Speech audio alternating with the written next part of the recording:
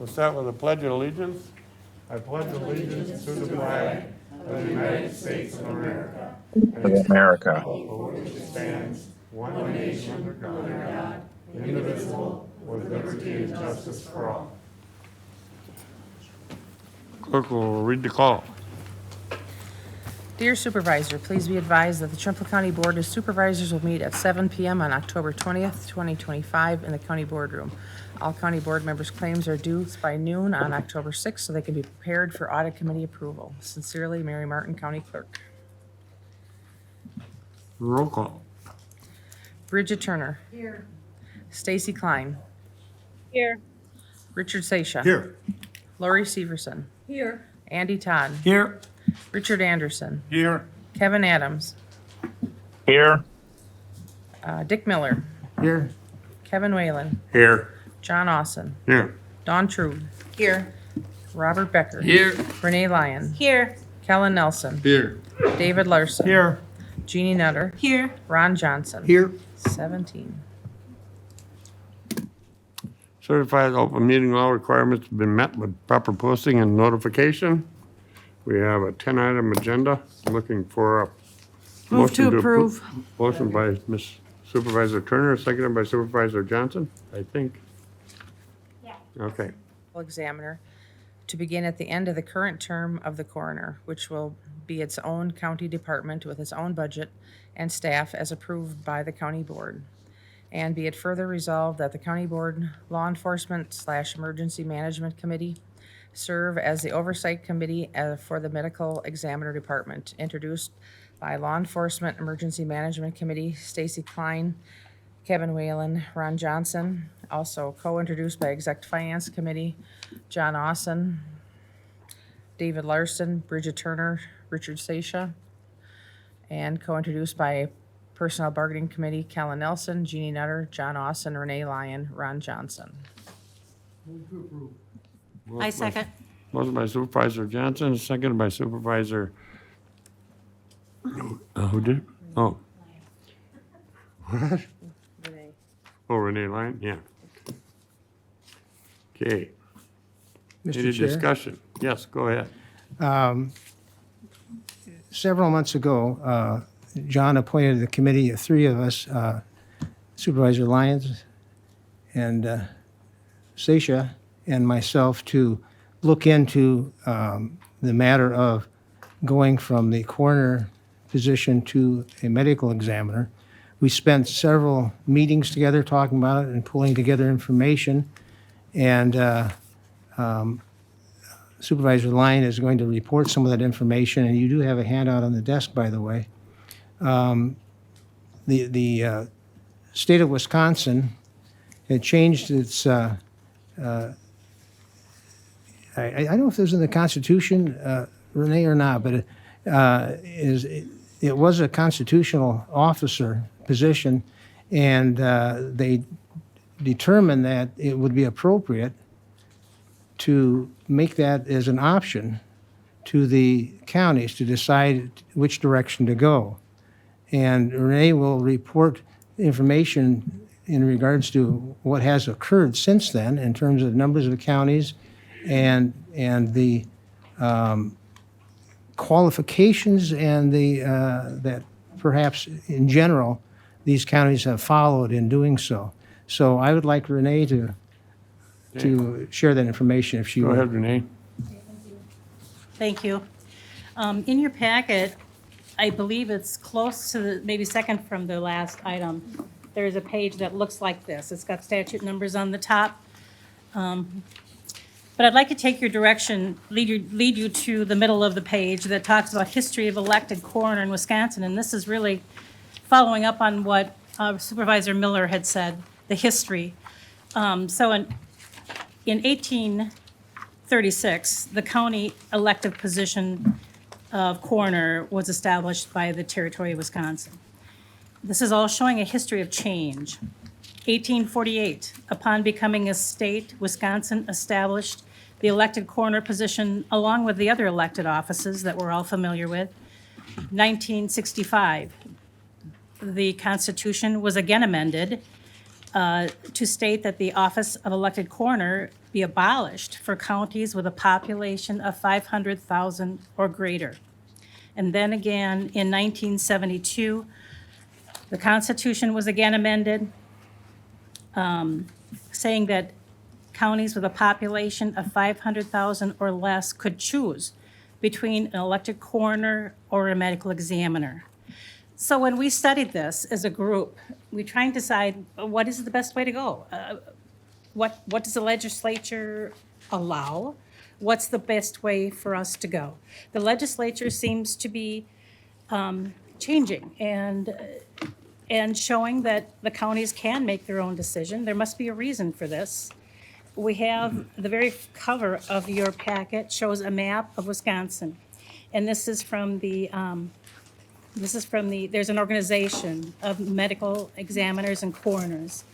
There are 26 coroner counties right now out of the 72 counties, and the rest of those counties are medical examiner or something in that sort of a model.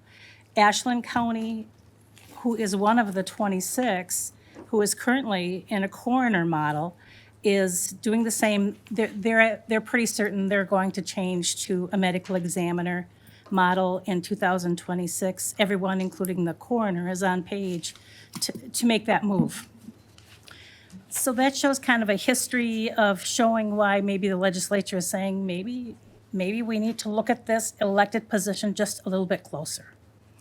And I think the legislature is saying that maybe county board supervisors do their job and hire a position rather than having it elected to find out what is the most suitable person in this position. We also looked at the qualifications for an elected coroner. The qualifications, and we've talked about this before, the qualifications are pretty minimal. You have to be an adult. You have to not have a felony license or a felony conviction, and you have to live in the state of Wisconsin. If we were to, there actually is a prepared job description for a medical examiner, and it would require, our example, it would be an associate's degree, require an associate's degree in medical health, science, criminal justice, at least 4 years of experience in a medical or law enforcement field, 1 year supervisory or lead, experience preferred, completion of a training, and ability to pass a background check. One thing that I should have mentioned earlier about why we think the legislature might be making these changes, artificial intelligence, the response to that question is it affords more flexibility, giving the counties more control over the structure of their death investigation systems, modernization, public health, aimed at improving the quality of investigations and the data collection. I have a lot of information here. There's information in your packets. I don't know if anybody has more questions about the salary, because I think the salary was a question, the medical part. If you look at the very last handout that I gave you, this quick spreadsheet here, this is telling you what's going on right now with the coroner's budget, just the line items that seem to relate to direct reimbursement for services. There are other expense line items that are not included in this spreadsheet for everyday running expenses, office expenses, mileage, travel, gas fees, that kind of thing. But these are the main items, the line items that I would look at to determine how is the coroner being reimbursed. And I think at one time, we tried to determine, is a medical examiner paid by the hour? Is the medical examiner paid by how many runs they make? It's all kind of interesting. And there's a few components that go into how a coroner is reimbursed. And I think this is true with most counties that have the coroner model. If you look at the top there, I've got it split between 2024 budget and the 2025 budget. In line item 111 is salary and wages. The clerk's office has notified that this expense line includes yearly coroner salary, coroner calls, cremations, and reports. So The one thing that is constant is the yearly coroner salary, $13,866.75. That is just, that's divvied up and paid monthly. And then their total reimbursement fluctuates by how many calls they make, cremations, reports, and so on. And then they also get a per diem. And when you add those two line items up, what's important is what was expended. The budget is a little bit off, but I'm not worried about that. That isn't what we're talking about here. What is expended, we want to know what was expended so that we can create, what is this going to cost us in the future? So if you look at those two items, and again, I believe these are the main components to look at to determine how is the coroner paid. In 2024, the coroner was paid $33,758.20 for just those two line items. This does not include other reimbursements, like costs for vehicles, that kind of thing. So then when you look at the $33,000, you divide that by 1,040 hours, assuming this would be just extrapolating, half-time. 1,040 is half of 2,080 hours. That comes out to $32 an hour. And then we go over to 2025, what's been paid out year-to-date, and that's hit or miss, but that comes out to $28.97 an hour. So there's one more line item that I think is important to look at when you're looking at the coroner's budget. And this doesn't necessarily go to the coroner. It may go to the coroner. It may be go to deputies. It's for autopsies. But this item, 210, talks about expenses related to transport fees and autopsy fees. $12,000 was budgeted, again, not an important issue, but in 2024, $40,954 was expended, and we've expended $17,500 to date. If you go to the budget sheet, her budget is like $112,000, right? If I'm right, $112,000 for 2024. She was just a hair under that. For 2025, when you prorate the months, she's right on line. So I think we can look at the history of what's been happening in Trempealeau County is probably a good projection. And we can also look at the salaries that are being paid to other similar positions. So in your packet, you've got a little table that lists counties and medical examiners. Looks like this. Highlighted in yellow, you'll see La Crosse County. The deputy medical examiner is $25.75 an hour. St. Croix, $38.12 an hour to $43.13 an hour. And it goes on. Barron, Monroe. There was one more information that we got from HR, collected some of this information. Monroe County, and I don't remember the population of Monroe County, but I think they're bigger than us. They're even $33.28 to $43.26 for a medical examiner. Dunn County, $36 to $47 an hour. Rusk, $12.50 per month plus rates. Douglas County, $26.68 to $34.24. So we're in the ballpark. We have projected how much is likely to be, what we're projecting to pay for a medical examiner budget or rather the examiner in 2027, because again, this wouldn't happen. If we vote to go with this model, this would not happen until 2027. We're looking at about $35 an hour for a part-time medical examiner. And then the rest of the budget would be there as well. And that's why I brought up that high-ended, which is a very important, it's a crucial line item, 210, professional services, and that would probably be about the same. What am I missing, Supervisor Miller? The only comment that I would make is, if you look at the map there, Bonnie Kinchy is a medical examiner in Jackson County. Oh, okay. So that doesn't change a lot of things, but that's a possibility we'd be working with Jackson County. Right. Right. Well, and And did you I say? don't know what that means, if that would be still a part-time person or not, but that's just another possibility. Right. Let me click through. There are some job descriptions here that we've collected from other counties.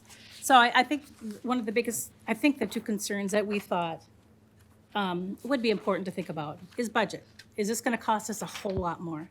It really doesn't appear that way. I don't think we need a doctor. There are a lot of counties who don't have doctors. They have nurses, or they have law enforcement, or they have county health personnel. We don't know how that will be. That's something we'll have to talk about in 2026 at budget time for 27, if this is the way we choose to go. But I think another thing that is also important, very important in this day and age, we've talked about society becoming very litigious these days. There is no requirements for a elected official to have a clear history as far as conduct. They can't have a felony conviction, but I'm assuming then that means they could have other convictions, they could have misdemeanors, they could have forfeitures, but they don't have to pass a background check. Any misconduct that that person may have had, we can't take into consideration as a county because they're being elected. So the electing community probably doesn't know those things either about the person that they maybe want to elect. And don't get me wrong, I know that elected positions are important. They're very important to our society. But this is probably a position that I think the legislature has probably said, golly, maybe you counties, you need to look at it, what you think is best for you, because there's been a lot of changes. We're down to 26, maybe 25 next year. That will be going with the medical examiner model. There'll be minimum requirements. There'll be oversight and qualifications, risks and challenges. That's something to really think about, and that is in your packet as well. Any questions? I got a question. Yeah. In the other handout you handed us a while back, it said 31 had Yeah. coroners and 41 had medical examiners, and now today it's 22. That's quite. Older map. You're only talking about them. Yep, I agree with you. But that's an older map. So which one is it? I'm just So asking. with this, actually, this is as of June of 2025, and it's from the, let's see, it's from the Wisconsin Coroners and Medical Examiners Association. I went online, and this is their map as of June of 2025. And so the map that we had earlier was an older map. When you go on computer and you Google things, different areas may have different things, and some of them may not be updated. But this one, directly from the Medical Examiners and Coroners Association, is up to date as of June of 2025. I got a question. When it comes to pay, I mean, that's a big, oh, absolutely. We had a motion. Thank you, sir. Okay, so for when it comes to being paid, has anybody figured out, and I'm just asking a question due to the idea of how many hours are the coroner is putting in on some of this stuff? So say they get a set rate for doing an autopsy or sending in a coroner call, and they get a set rate of $110. How many hours is that going to take to do that? So say it might be $110, but she's doing it for 3, 4, 5 hours. But now if we have a medical examiner, now we got to pay that person that 30 some odd dollars an hour for 3, 4. It goes over that 110. So those are the kind of things that we need to also look at. How much time is this coroner or medical examiner actually going to be putting into this stuff? That's more of a, hey, yeah, I made $5 an hour this time because of this, and this, but maybe next time I might get it back.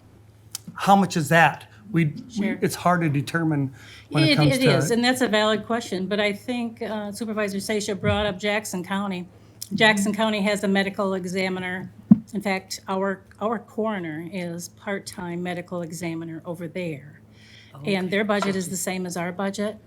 So that could be, I would think, kind of an answer. I mean, not an answer, but it could be an example.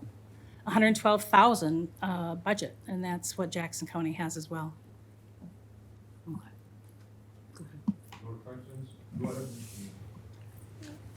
That sheet that Supervisor Lyons pointed out in terms of the salary wages for this county, I think it's important to point out under line, at the very bottom, it shows that the budget for 25 and 24 for professional services was $12,000. This county spent $41,000 in 24.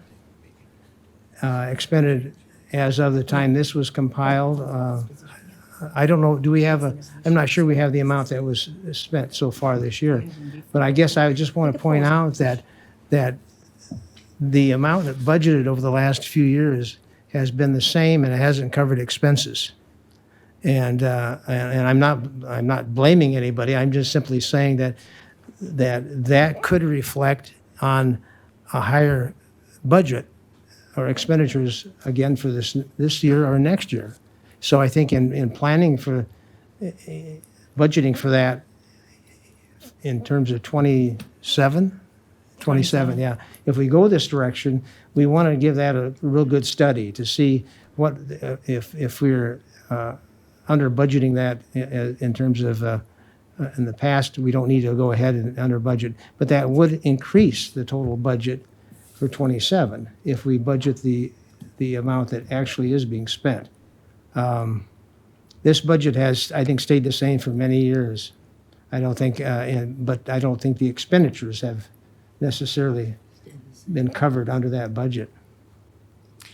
If I could comment, I don't want to disagree with you, but the line items have been under budgeted. For the past 2 years, this year and last year, it appears as though that budget has been not overspent, that it's been maintained.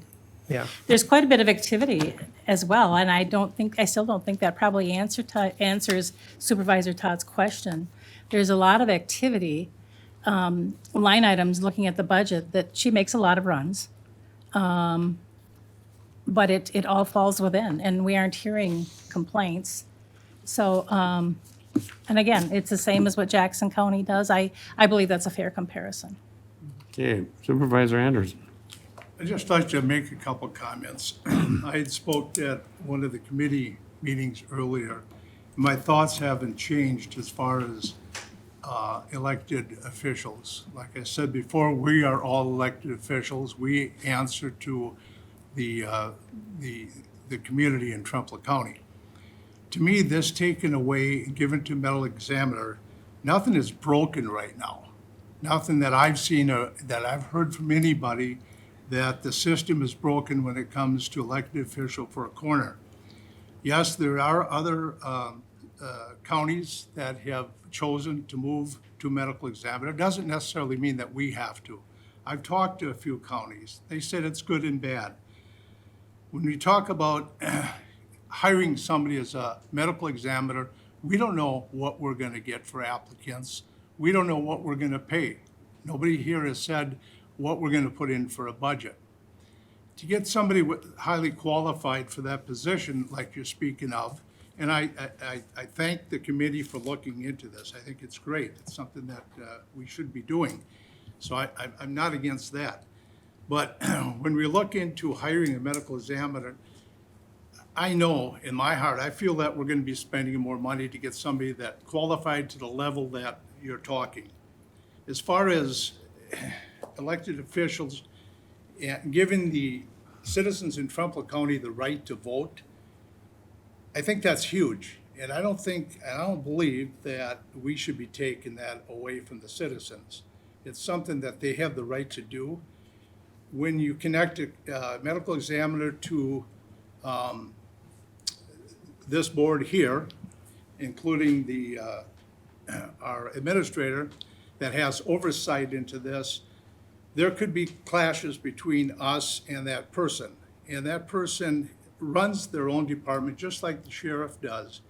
And as far as getting somebody qualified to run elected, if there isn't, we all know the media. The media is going to be there. The media is going to find it out.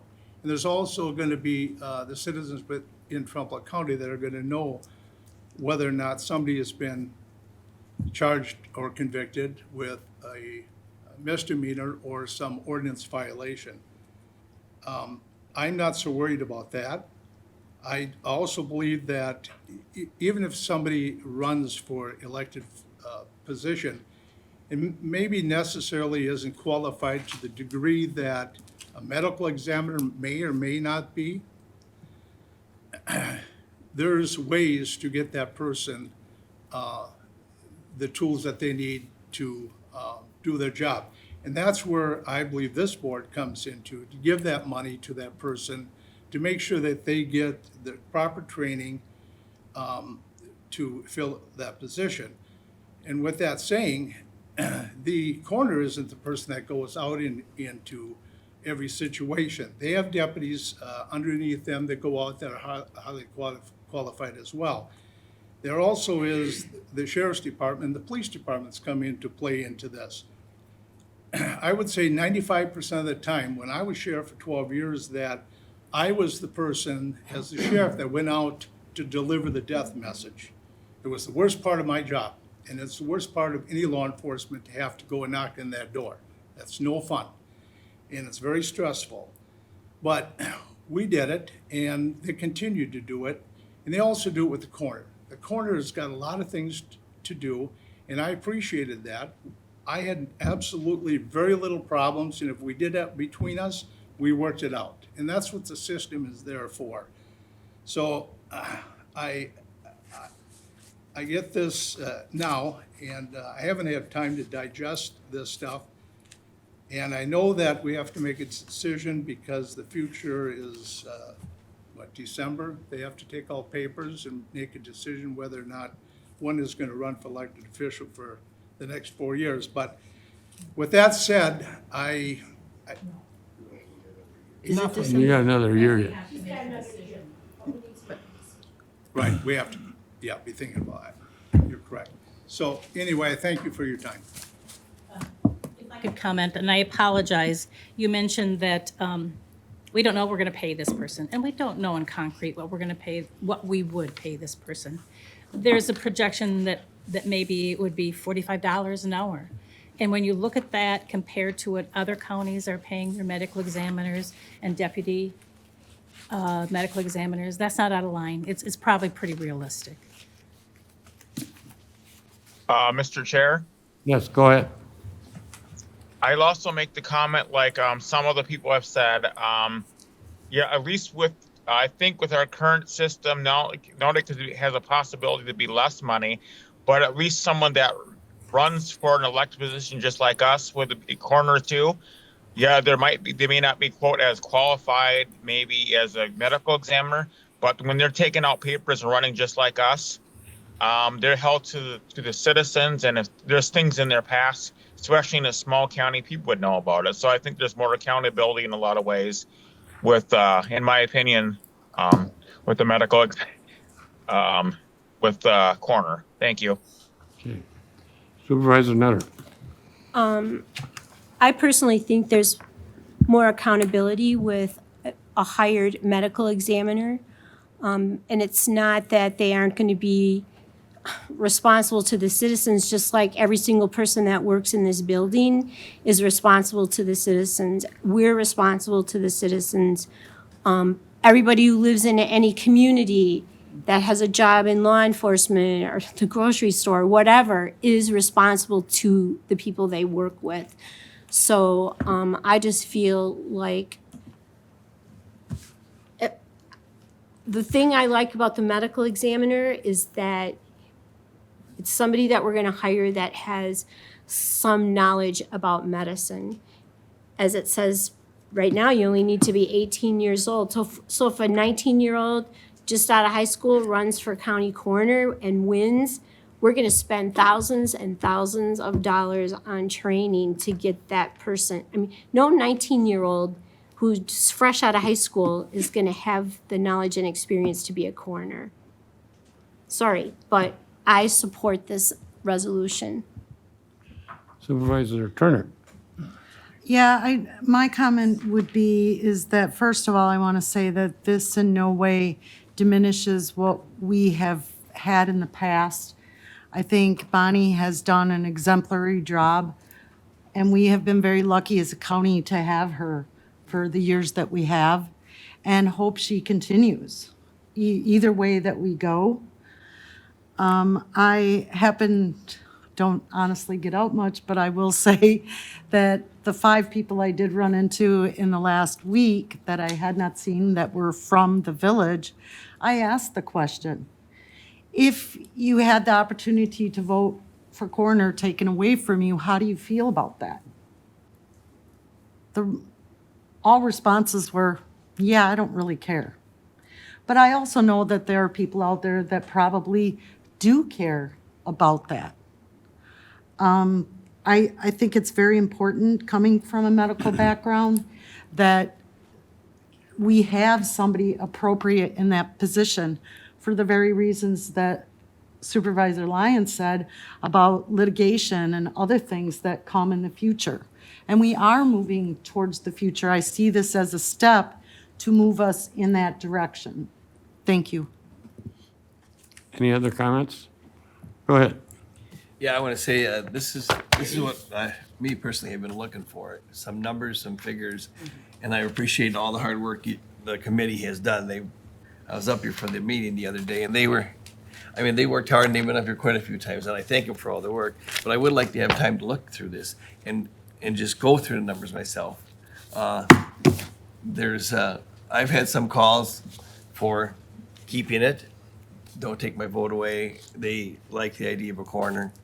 I mean, it's not overwhelmingly one way or the other, but I would like to really look at the numbers in here and see exactly which way it would be, in my personal opinion, to vote. Supervisor But I Nutter. appreciate the work that they put into it. I might be wrong, but I think you brought this up at a previous meeting, that Bonnie is supportive of having a medical examiner position. I was gonna make that comment, nobody did. She actually came to me and wanted it changed to medical examiner. In fact, she didn't run until I called and said, you gotta get your name on the ballot as a write-in, or you won't be on the ballot at all.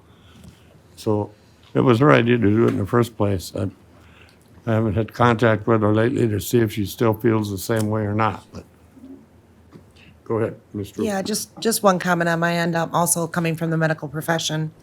You know, coroners are literally looking for whether or not a death is suspicious for potential foul play, right? They're determining whether or not an autopsy needs to be performed or not. They are, the knowledge that they need to have is significant, and it is difficult to obtain, even going to a multitude of classes that we would potentially be able to provide. I think that would be cost prohibitive, but also I think it's important to understand the professionalism that's required in that role, the HIPAA, the privacy, and some of those other things. And again, not that we're having issues currently, but I do think that when we consider that a lot of the people who go to vote look at things and they're like, oh, if they're running for the position, they must know what they're doing, and that's just not always the case. So I would just say that I think that there's a lot of risk in not having this be a position that has specific expectations and qualifications.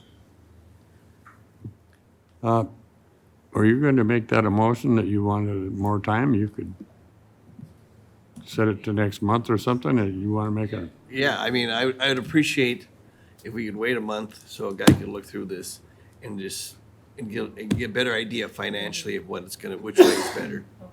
And I'll Is that- second That's just that my motion. opinion. Do we Is need that- to, what you about second it? there's a motion on the floor. yeah. But postpone will override the original motion. Okay. And then it was seconded, which is a ranking motion that would be applied to the main motion that's on the floor. Right, And that's correct, and it's a majority vote. yeah, so, Can I say something?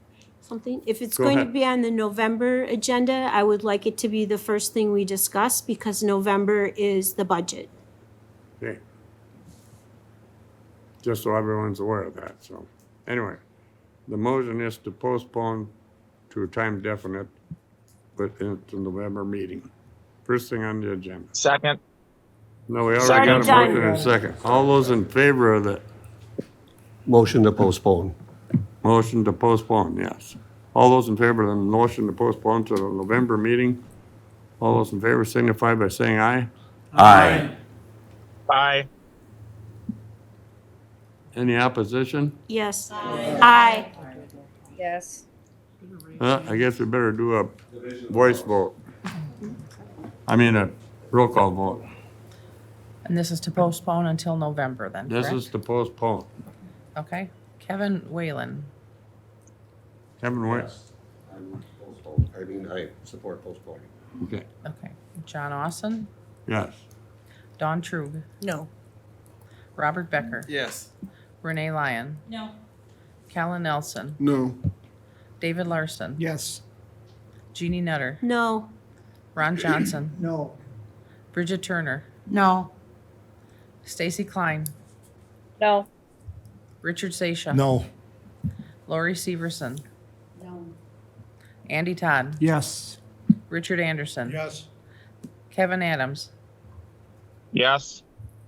Dick Miller. No. This is a majority vote, That's 10. majority vote. Yep. Look like the Seven. noes have it. Yep. Okay. 7-10. The nays have it.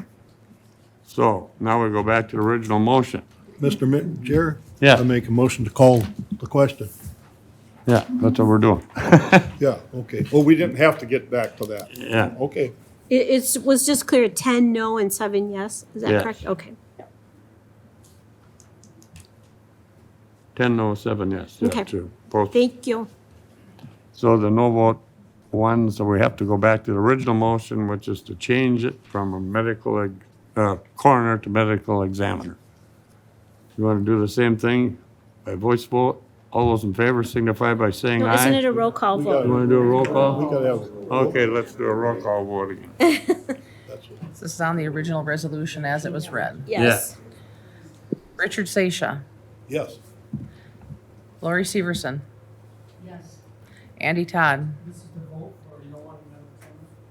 Yeah. This is for the original resolution. Yeah, No. No. Richard Anderson. No. Dick Miller. Yes. I'm sorry, I skipped Kevin Adams. yeah. No. And Dick was a yes. All right, Kevin Whalen. No. John Austin. Yes. Dawn Trug. Yes. Robert Becker. No. Renee Lyon. Yes. Callan Nelson. Yes. David Larson. Yes. Jeannie Nutter. Yes. Ron Johnson. Yes. Bridget Turner. Yes. Stacy Klein. Yes.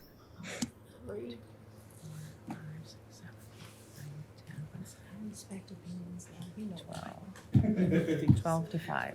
12-5, it passes. I know, I understand. Okay. Thank you for next- your work. Next item on the agenda is environmental land use ordinance to rezone land in the town of Burnside for Marlene Shorbach. Whereas Marilee K. Shorbon, landowner, Marilee K. Shorbon petitioner, Independence, Wisconsin, has requested the rezone of a parcel of land in the town of Burnside to change back to original zoning. Whereas the rezone is approximately 7.6 acres, more or less, and whereas a public hearing was held pursuant to section 59.69 subsection 5 of the Wisconsin statutes, and whereas the town of Burnside supports the rezone request, and whereas Environment and Land Use Committee moved to rezone part of this parcel from industrial to rural residential, and that the zoning change request is appropriate under the circumstances. Now be it resolved that the county adopt the attached ordinance amending the zoning district boundaries as indicated, introduced by Environment and Land Use Committee, Callan Nelson, David Larson, Randy Severson, Stacy Klein, Andrew Todd, Kevin Whalen, Anthony Munson. Move to approve. Motion by Supervisor Nelson, Second. second by Supervisor Larson. Discussion?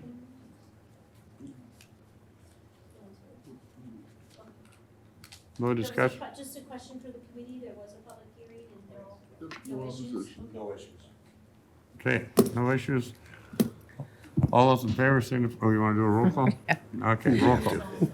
Bridget Turner, Yes. Stacy Klein, Yes. Richard Sasha. Yes. Lori Severson, Yes. Andy Todd, Yes. Richard Anderson. Yes. Kevin Adams, Yes. Dick Miller, Yes. Kevin Whalen, Yes. John Austin, Yes. Dawn Trug, Yes. Robert Becker. Yes. Renee Lyon. Yes. Kellen Nelson, Yes. David Larson. Yes. Jeannie Nutter, Yes. Ron Johnson. Yes. 17-0. Item C, Parks, Tourism, and Economic Development Committee. Authorization of Trumbull County Parks Department to apply for the second year Wisconsin DNR Startup Urban Forestry Grant. Whereas the Wisconsin Department of Natural Resources provides startup urban forestry grants to assist eligible entities in establishing and growing sustainable urban forestry programs. And whereas Trumbull County Parks successfully received a grant under this program in the previous year and used the funds to lay the foundation for a long-term urban forestry initiative at Peatrick Park. And whereas the Trumbull County Parks Department intends to continue building upon these efforts through a second-year grant application aimed at enhancing the natural environment, increasing forestry capacity at Peatrick Park. And whereas the proposed second-year project will include the purchase and planting of well-established trees to support Peatrick Park's natural play area, along with acquisition of a brush chipper to aid in tree maintenance and responsible forestry management with any remaining funds. And whereas the continuation of this project aligns with Trumbull County's goals of promoting environmental stewardship, enhancing public recreational spaces, and for fostering long-term sustainability through effective natural resource management. Now be it resolved that the Trumbull County Board of Supervisors authorizes Trumbull County Parks Department to apply for the second-year Startup Urban Forestry Grant for from the Wisconsin Department of Natural Resources, and to take all necessary actions to prepare and submit the application, manage the grant if awarded, and implement the proposed project, including the purchase of mature trees for the natural play area and a brush chipper to support ongoing forestry operations. Introduced by Parks, Tourism, and Economic Development, Lori Severson, Renee Lyon, Kevin Whalen, Kevin Adams, Richard Anderson. I move to approve. I'll second. Motion by Supervisor Lyon, second by Supervisor Nutter. Discussion. Seeing none, we'll just, Here, does he have anything to say? oh, do you want to say something, Jack? That would be good, thank you,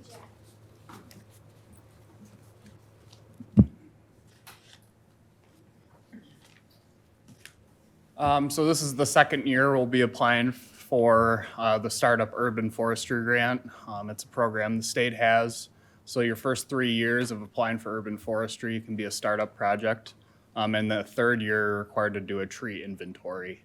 We had a good first year with the Whitehall sixth graders helping us plant 70 bare root trees that we put fencing around. So this is the year 2, targeting well-established trees for our natural play area project. And if we do have any remaining funds, which I don't think we will, brush chipper would be good for buckthorn removal. So, any questions? Just a statement. Jack has done an excellent job of protecting the trees that have been planted. And with the inventory, it'll be a good way that we can pay attention to what's going on. So I commend Jack for his work as far as, because some people love the ideas of planting trees, but nurturing them to full size when they can shade somebody makes a real difference. So great job on that, Jack. Thank you, appreciate it. Yep. Okay. Seeing no further discussion, I'm gonna call the roll. Mr. Chair. Yes. Oh, quick. Whoever's sharing for the county, they still have the previous resolution up. Just wondering if they could take that down. Oh, Thank you.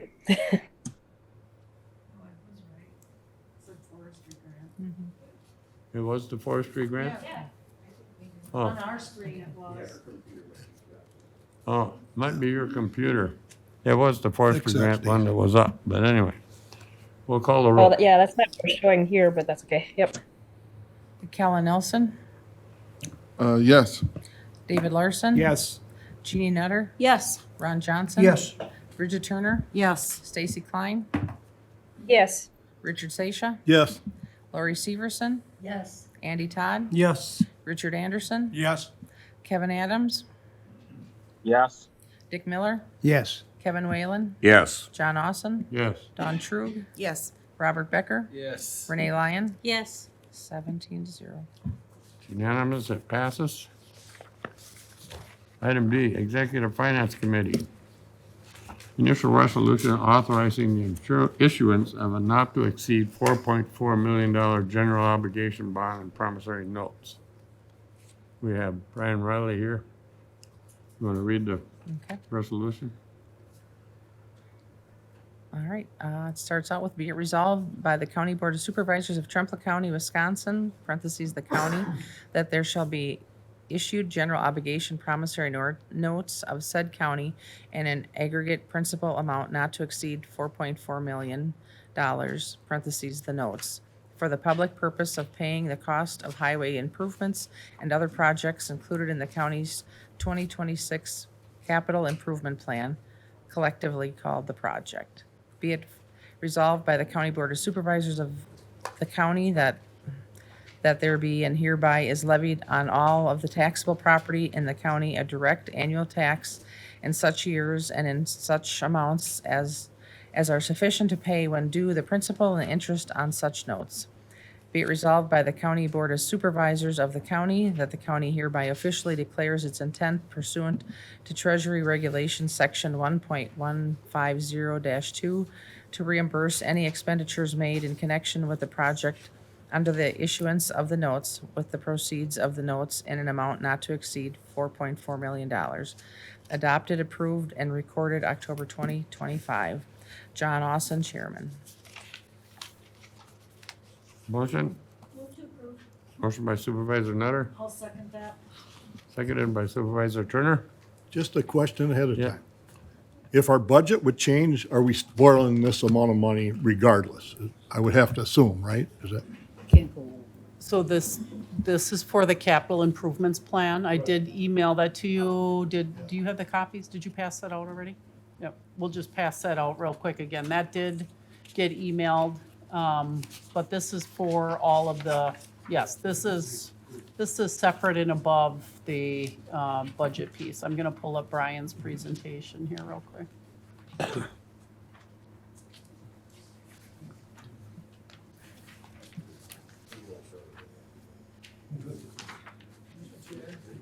Yes, go ahead.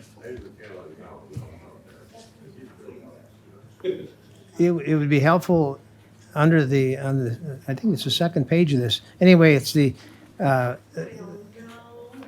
2026 capital financing, 4.17, and then the listing of highway, IT, capital maintenance items, sheriff's department, and parks and economic development. Do we have the individual figures for that? Do we need, can we pull them? We can pull them off here, but do you have those handy? Yes, those are all listed on the 2026 amount. So you see the permit tracking software, vehicle replacement, healthcare center, they're all listed for the healthcare center and highway and such. And then as you get down to the end, that's where it talks how all of the total of all of those things together, the long-term financing is the 4.172. Part of that's going to be paid through grants, committed fund balance, the transfer from unassigned general fund. And so all of those things are listed out separate on the end right there. But the long-term financing that we're talking about with Brian out of all these projects is the 4.172. Do we have individual figures for that?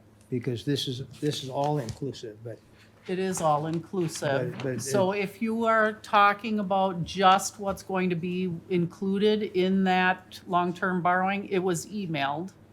Okay, I don't know. So I don't have a paper copy of that right now, but it was emailed with this.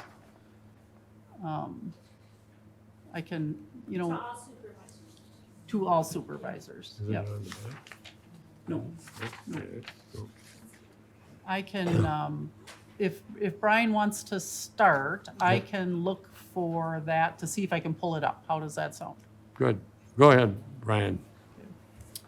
Very good. Good to see you all this evening. I'm happy to address questions as they come up, but this is relatively brief and high level, and so it might be more efficient to save those to the end and make reference back to certain items, but we'll keep it fluid. And so, as was mentioned, this is for 2026 capital projects.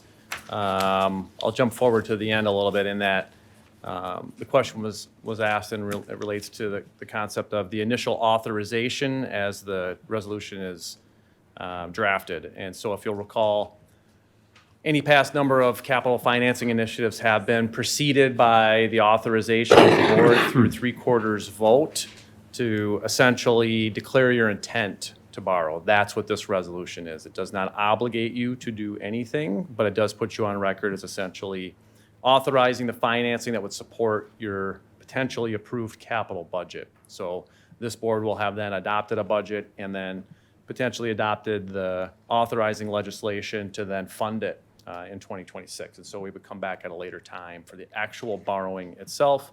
And as was stated, the number in the resolution, the $4,400,000, is a not to exceed amount. So you can go down.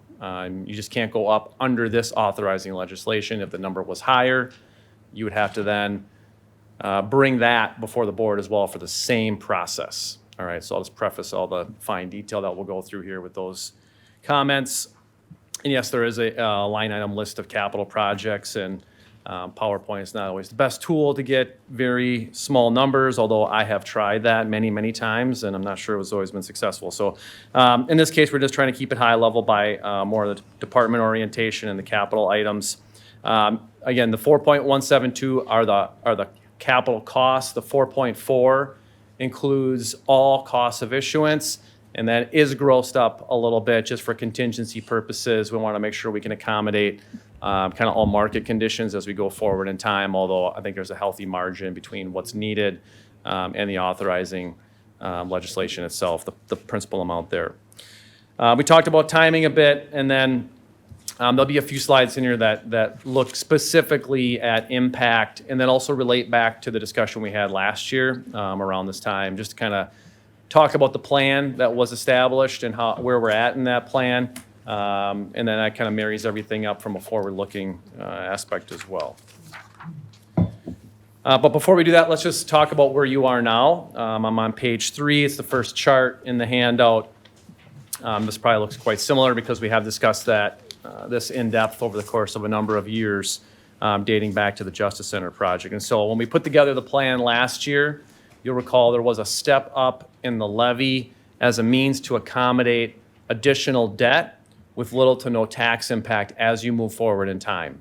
So you were relatively flat, if you recall, previously, and then through a multi-year financing plan, you'll see how these puzzle pieces kind of go together and take advantage of the various step downs that you have in this current structure. So this is what you levy for debt service out of the total amount of your levy and budget, all right?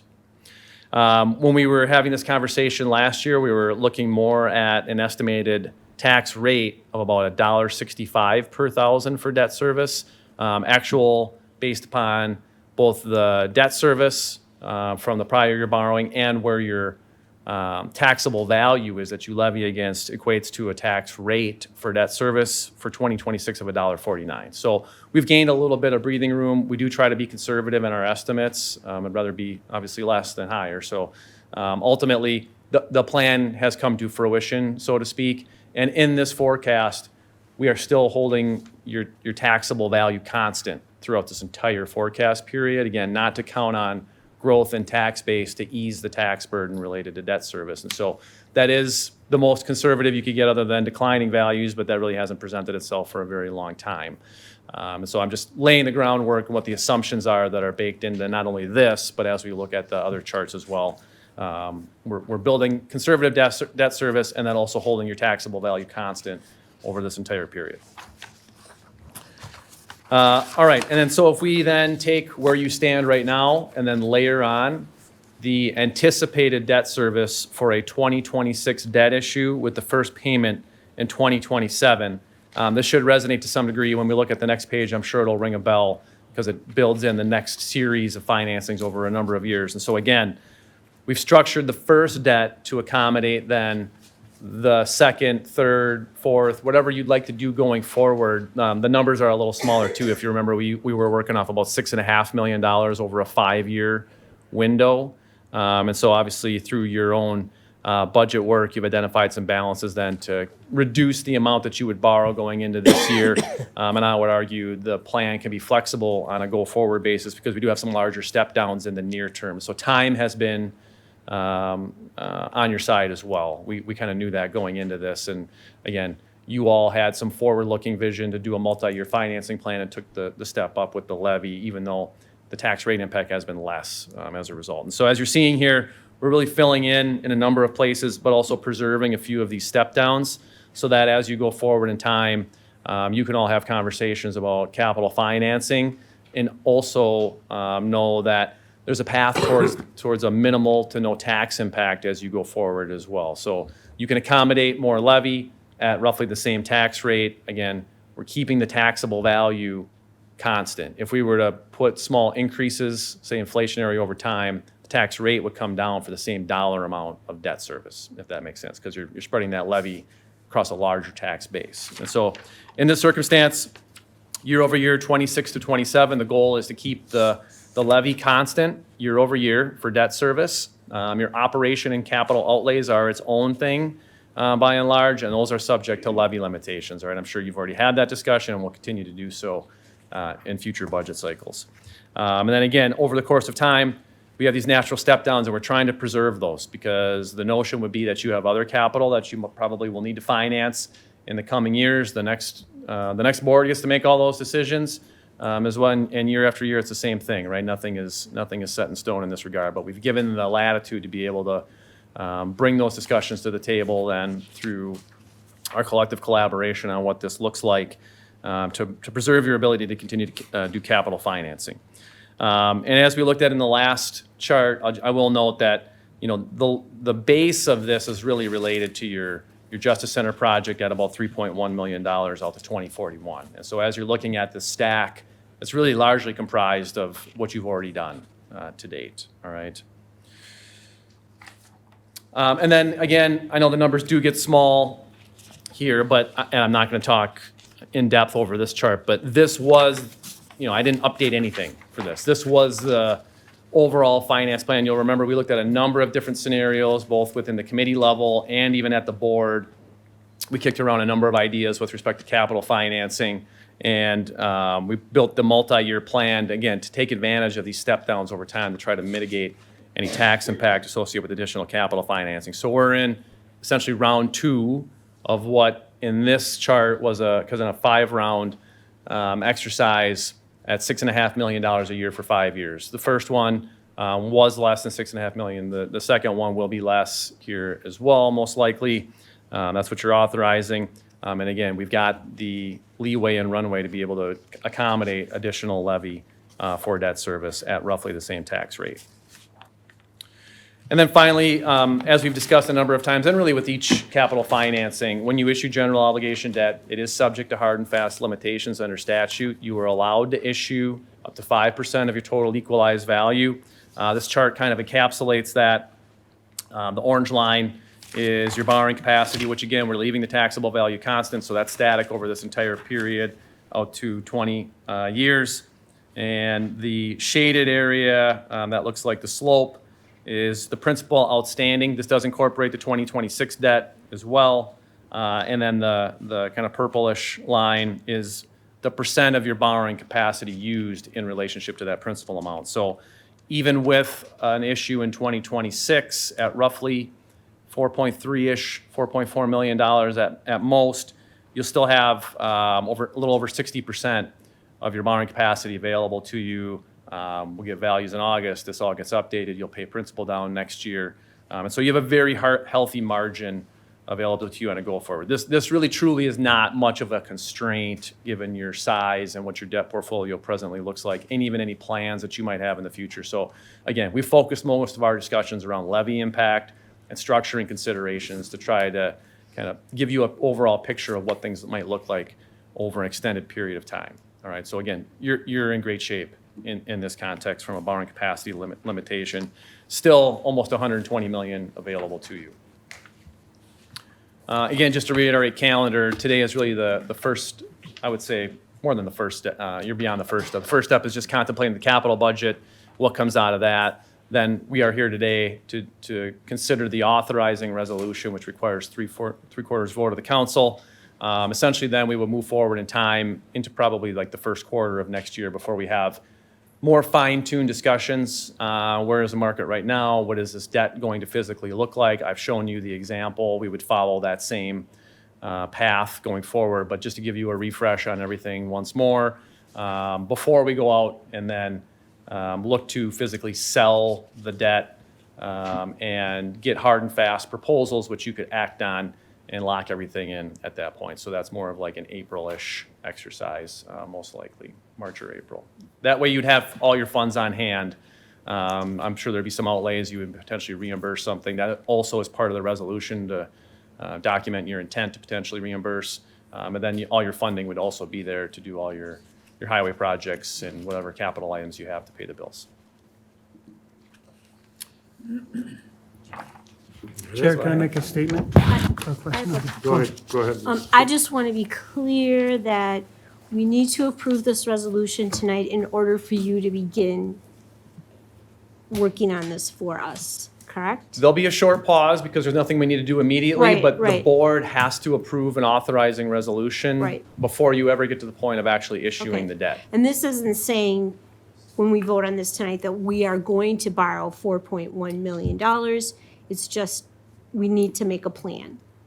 The plan is largely in place, but you are We required. need to approve the money you to are- pay for our the- plan. The board is required under statute to adopt a resolution Okay. stating its intent to issue general obligation notes up to $4.4 million.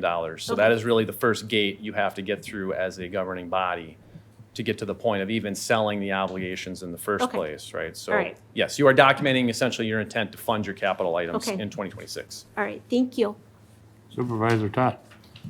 Just a statement. It just sounds like, bear with me, but it sounds like you go into a car dealership and you say, they ask you, what payment can you afford? What kind of car do you want? What payment can you afford? Well, I can $1,000 a month. Okay, we can get you into this vehicle. That's what it kind of sounds like. We have the money, or we can get the money, but what can we afford?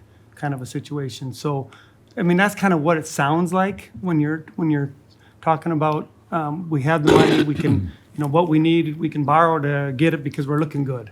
I mean, is that kind of how it sits? I mean, It's, I would disassociate a few things. All of you get to determine what you can afford, right? Because the levy for debt service is unlimited by amount. And so you have some constraints. So there are rails within which you need to drive, essentially. The first one is general obligation borrowing capacity. You can only borrow so much, but you can tax an unlimited amount. All of you then get to coalesce around the decisions around affordability. Unlike a consumer loan, you have the ability to structure your debt to accommodate certain things, right? And so if you go to the car dealership or you get a home loan, you don't really get to dictate the terms to whoever's lending you the money. And so they'll say, all right, you came in here for this car, you're gonna pay us the same amount every month until you've paid it off. Same thing with a home loan.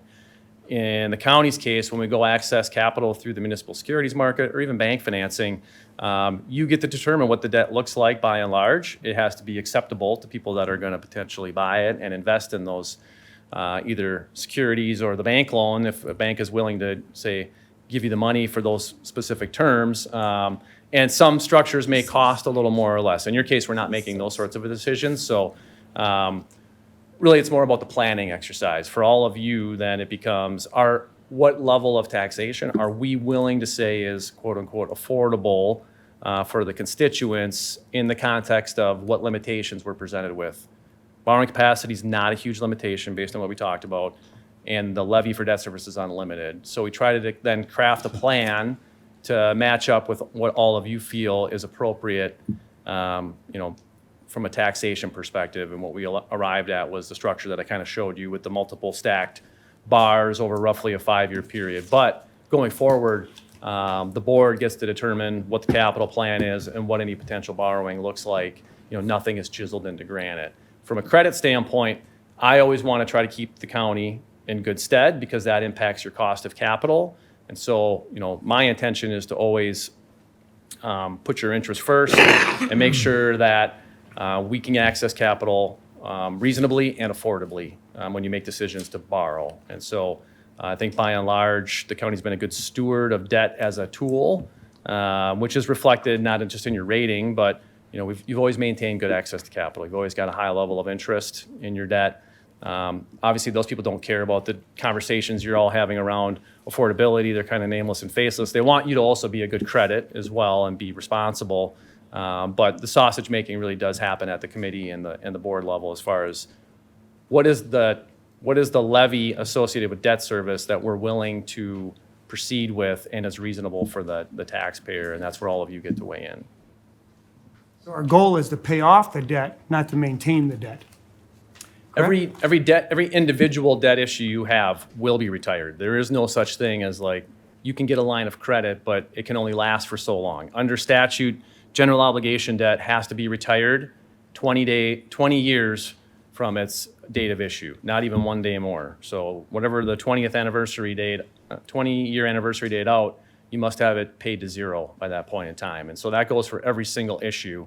Debt in and of itself, it's a 4-letter word, but I would say it's not necessarily a bad thing. It's about what you do with it as a tool, and then how you structure the payments. I think the question usually comes up, what are we paying for? How quickly are we paying this off fast enough in relationship to the assets that we're financing? And so we play a role there. There are attorneys that are involved that go through diligence to make sure that we're using the debt in a way that amortizes correspondent to the average life of the assets that are being financed as well. And so those things all get taken care of.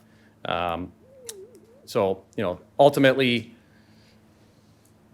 always have to coalesce around the plan. The plan is the most important part and what keeps everybody satisfied from a credit perspective and preserves your access to capital. Because certainly if the amount of your budget dedicated to paying debt service gets too high, that will be viewed as a negative. And so that was a big part of the conversation last time, is that, what level and percentage of the overall budget is constituted by fixed costs, things that you have no more decision-making authority, because when you adopt a resolution to approve debt, no future board can rescind the levy associated with that. You've made that decision essentially for them. So if you have a 20-year loan for, say, we pay it off in 10 years, that's not a bad thing. Not a bad thing. I'd say put that in the context of a larger plan and strategy. But every individual will go to zero, whether or not you totally extinguish all your debt. I'm not sure we'll all be around long enough to figure that part out. And I also don't want that to be viewed as a bad thing either. I mean, we work in many places that they will always have debt. It's about managing it appropriately. And so getting to zero can sometimes be a good thing. It can also be short-sighted in some cases where people take all their cash and they pay all the debt off, but how do you get the cash back at that point? When you have enough cash and you do it responsibly, it's a good thing to do to reduce your debt and reduce the interest costs associated with capital projects. Some places Any more also get questions? too aggressive with their debt repayment schedule, and it really impacts the tax levy and the rate. Any more questions, Brian? Thank you, Brian. Thank you all. We've got a motion and a second, and we'll call the vote for roll call. Dick Miller, Yes. Kevin Whalen, Yes. John Austin, Yes. Dawn True, Yes. Robert Becker, Yes. Renee Lyon, Yes. Kellen Nelson, Yes. David Larson, Yes. Jeannie Nutter, Yes. Ron Johnson, Yes. Bridget Turner, Yes. Stacy Klein, Yes. Richard Seisha, Yes. Lori Severson, Yes. Andy Todd, Yes. Richard Anderson, Yes. Kevin Adams, Yes. 17-0. Okay. Next item on the agenda is the Audit Committee, claims of members. Whereas the Audit Committee has audited the following claims and recommend that they be allowed as follows. John Austin, $1,196. Kevin Adams, $271. Richard Anderson, $916.30. Robert Becker, $1,006.50. Ron Johnson, $506.40. Stacy Klein, $423.60. David Larson, $1,101. Renee Lyon, $862.40. Dick Miller, $406. Kellen Nelson, $68.20. Jeannie Nutter, $1,261.20. Richard Seisha, $532. Lori Severson, $0. Andy Todd, $774.40. Bridget Turner, $1,930.80. Dawn Trug, $0.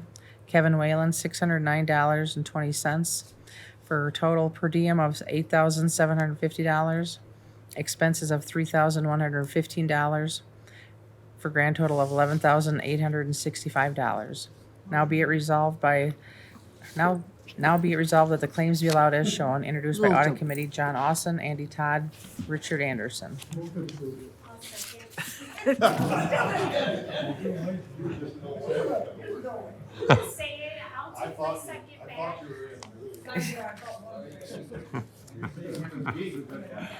Motion by Supervisor Johnson, seconded by Supervisor Nutter. If I could just say something? Yes. Because a lot of the cost here is related to the WTCO conference.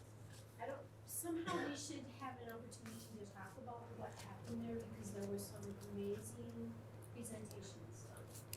I don't know how to do that, but. It's not on the agenda for It's not on our tonight. agenda, but So, maybe in the future. I mean, if you But this spend is- that money to send us there, we should discuss what we brought back. okay, that's a good idea. Maybe in January, if we can still remember what we did in October. This is probably a good time to do it, right afterwards. We should probably make that an agenda item for future. You know? Okay, let's call the roll. Ron Johnson. Yes. Bridget Turner. Yes. Stacy Klein. Yes. Richard Seisha. Yes. Lori Severson. Yes. Andy Todd. Richard Anderson. Yes. Kevin Adams. Yeah. Dick Miller. Yes. Kevin Whalen.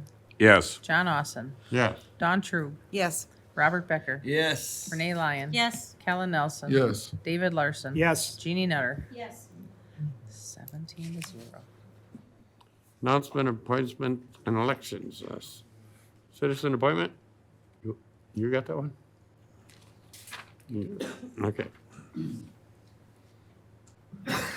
This is dated August 29th to Rebecca Gluen, County Administrator, from Jay Hine, Health and Human Services Director, regarding Karen Onstead appointment to Health and Human Services Board. I am requesting that Karen Onstead be appointed to fill the citizen member seat on the Health and Human Services Board that was voluntarily vacated by Karen Sepich, and to fulfill that term of that position. Karen is a resident of Trempealeau County and meets the criteria under State Statute Chapter 46.23, subsection 4, subsection A, related to the board composition. Her family has received services from Human Services Department in the past, and she would bring that perspective with her as a board member. Thank you for considering Karen's appointment to the board. I move that we approve her.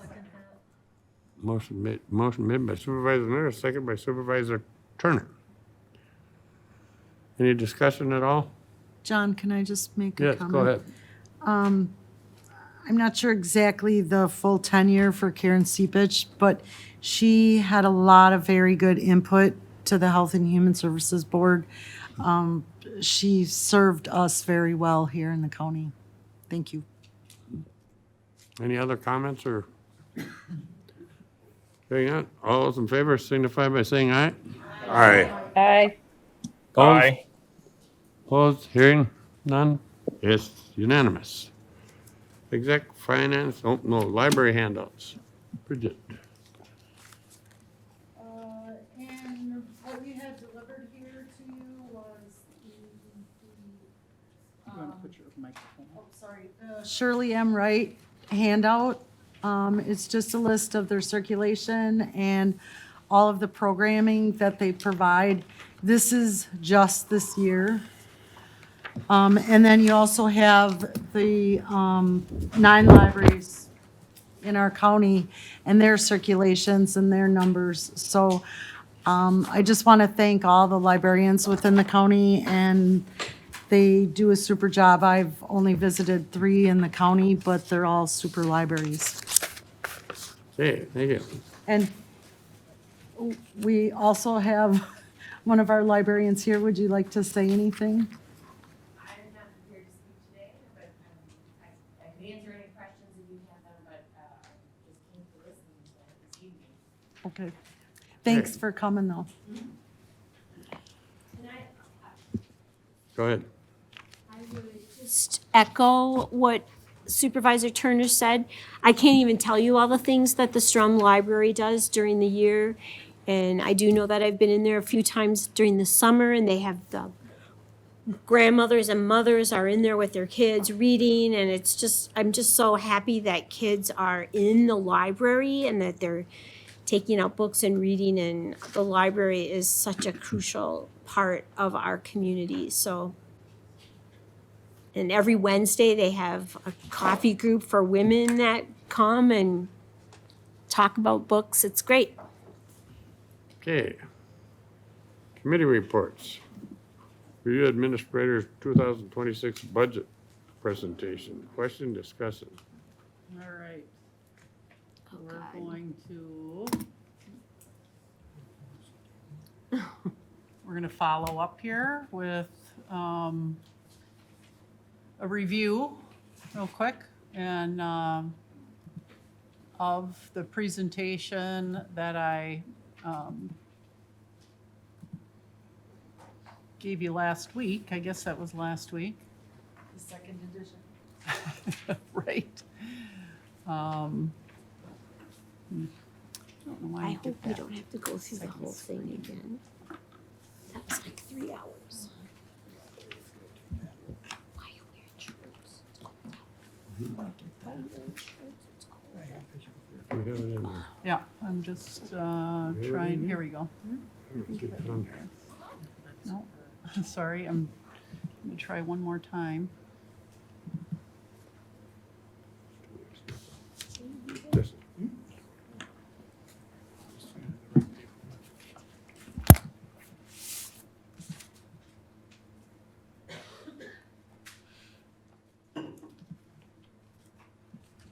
There we go.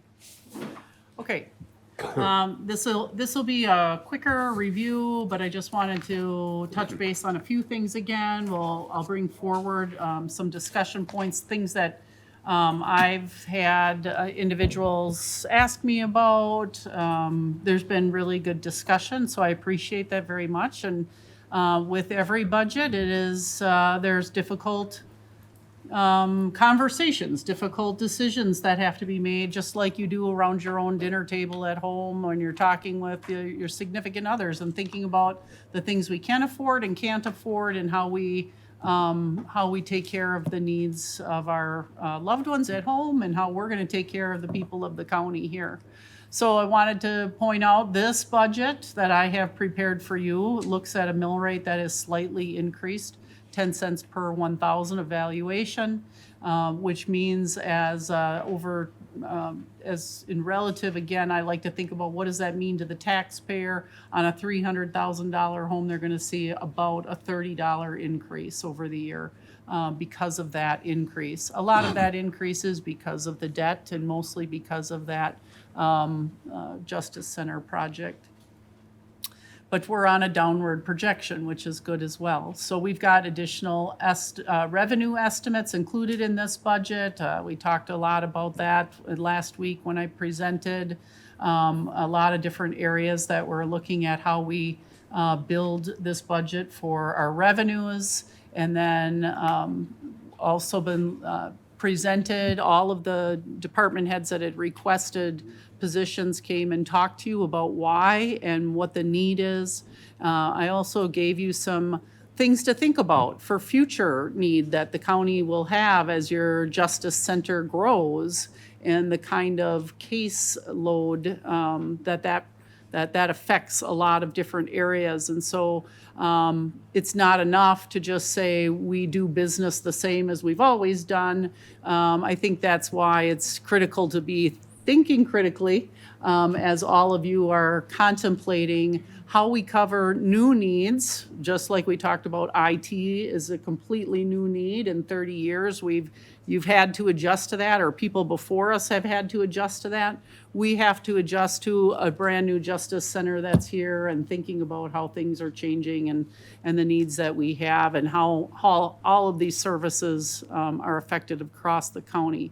So the highlighted positions on here are those that I've taken forward in this budget. Here's the cost breakdown on that: the paralegal, the assistant corp counsel, partial funding, the jail programmer officer, the crisis social worker, and then the finance director. All of these positions, I think you could hear talking and understanding how there is need and how do we fit those things in. There could be, areas that we are underfunding at this point. I think specifically in talking about corp counsel and looking at how this is a step, but maybe next year you have to look at, after evaluating for a year, how does that change throughout time? I wanted to bring back this category because this graph, because Supervisor Miller was correct. So we reevaluated those numbers. There was an error in the formula so we made this change. So because in this error, that wages were added twice to both salaries and benefits. So just to think about these categories, though, in looking at salaries, benefits, this does not include the benefits of vacation, holiday, sick time, as well as a benefit, right? But it also is an expense overall as an operating budget. So to think about, sometimes a person, let's just say, that's making $40-some thousand a year, if they take family medical, right, with dental, they are going to receive 75% of their benefit, or their benefit will be 75%, and of that wage is 100%, because they are at the lower end and those benefits are of such value. A higher end earner is going to have a bigger spread then, of course. But this is speaking to overall operating and expenses by that. Just touch on how we talked about our holidays and the other benefits that we have here. In this budget is included a review of all of these positions that were looked at, and it was brought forward to the Exec Finance Committee as well as PB, and looking at all of these positions and how they were evaluated across multiple counties to see if they were in line with where other counties were for these positions. They were actually looked at and determined that they were lower and outside of our scale. So in this budget, it is built in that these positions are raised to be within the normal and on the bottom end, but in the normal range of our classification. In this budget is included to have a cost estimate for a wage study of $50,000, as well as a wage increase from that wage study halfway through the year of $60,000. I'll talk about this more later, but this is a big impact as far as employees receive a 2% increase at the beginning of the year, but halfway through, there's a modification as far as bringing people up in this after the wage study to get them to market rate pay. So looking at that budget forecast, the tax levy rate will increase slightly due to debt obligations largely from the Justice Center construction, rehabilitation of the government center. We had net new construction increase, which was very positive. Our sales tax growth is currently up from last year at the same period of time, over 180 some $1,000. I've added the additional positions, eliminated subsidized deductibles. That's the piece on looking at how employees receive a $500 and $1,000 deductible for their health insurance, and the county has subsidized that for, and that includes eliminating that in order to fit everything into the budget. It includes a health insurance premium of 11%, the brunt of that being taken on by the county. Debt service increasing there, we talked about that. And then a healthy general fund, which is really positive for us so that we can think about future possibilities for how we continue to work towards our strategic planning and focus on how we are financially sound, as well as some of those other initiatives we talked about through especially economic development. So I'm going to just talk a little bit about, again, individuals had come forward in asking some questions about the budget, some suggestions. So this is as I had shared with you before, it's the administrator's recommended budget. Sat down with all departments, went through their departments, talked through those things, looked at where increases were. We talked about that last week as well, where we see overall increases in budgets, particularly when we're contracting with other individuals, doctors, physicians, other contracted services, where we see their increases increasing, them passing those along to us. When I talk to businesses, that happens often as well in business. They pass those costs on to us.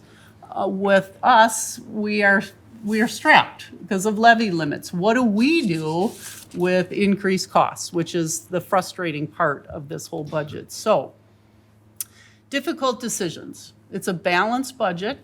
So far, I've borne the brunt of taking the hits from it, right? Because it makes some big changes that people aren't used to, but it's your budget.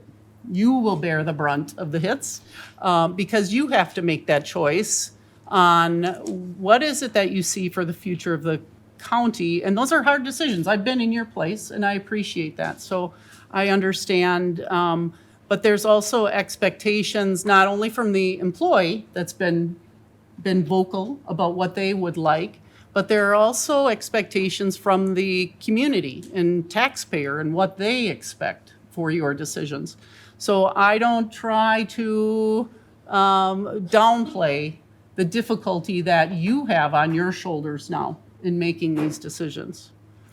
So, but you're expected to take all this information and then to weigh it against what's best for the county overall, to make sure that we have a competitive, strong, and bright future for this county. So my professional recommendation is to make you aware that other counties and businesses are putting resources into wage growth. They're expecting employees to take on more of the share of health insurance costs, to increase their partnership on health insurance. That's just the way it is. That's the expectation out there. And so I am making that recommendation because I feel it's important that we compete. You need to be able to compete with every other county around you and surrounding around you. And if you're not on a level playing field, that makes it really difficult. And yes, you can say, hey, we are champions of health insurance. Unfortunately, business has realized it doesn't really make as big an impact. Counties and municipalities have realized it doesn't make as big an impact. To me, I love it. It's great. We need health insurance. It is not the point of saying health insurance is important. I would love my health insurance deductible to be zero. I think everybody would say that. The point is saying it's shifted. It shifted a while ago, and I'm trying to help you shift to make this county compete and be solvent, into the future, that we are preparing for the future and being competitive in the future. So in option one of what I have presented to you, it's a balanced budget that maintains fiscal stability and funds key organizational needs, the people that you heard, the things that that we talked about here. It follows our strategic plan of the county that you all came up with, right, that emphasizes fiscal stability as our number one priority. It funds the new positions, corporation counsel, district attorney, paralegal, sheriff's office, community reentry position, the crisis worker for human services, and the finance director. It removes deductible subsidization, saving approximately $178,000. It includes a 2% COLA, cost of living increase, funding for a wage study, and mid-year implementation to bring wages closer to market rate. When I say wage increases, I want employees to understand Marathon County just went through this, and they're finishing up with theirs right now. They saw anywhere from a 2% increase to a 26% increase for positions that were underpaid. And so some things that we will have to consider as we bring forward, but it is to bring employees up. We can't have real wage growth and supplement the health insurance like we've had in the past. So that's why I'm bringing this change to you. It is a difficult decision, as I'm sure we talked about before, and you have been discussing in your groups. Pros of this look at this is that it addresses staffing gaps and recruitment issues. People look at how much I'm going to get paid before anything else. And I know there are a lot of people who say, I'm here for the health insurance. Overall, young people are looking at how much am I getting paid in my check. I got to pay my rent. I got to pay childcare. I got to pay for my car. I got to pay for gas. They're looking at what's in their check. It's a balanced budget without new cuts. And the cons of it, though, are the employees pay the deductible costs now, $500 a year and $1,000 a year. Option two, I'm just going to throw out there some ideas if you want to change that. You want to add the deductible back in, because I hear a lot of complaints about that's been included. A lot of people like that. Tends to be people that are getting ready to retire or at the top end, right? That are looking and focusing on that a bit more. Not everyone.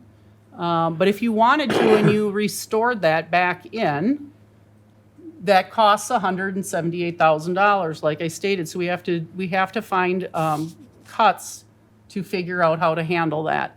So we have to have a trade-off.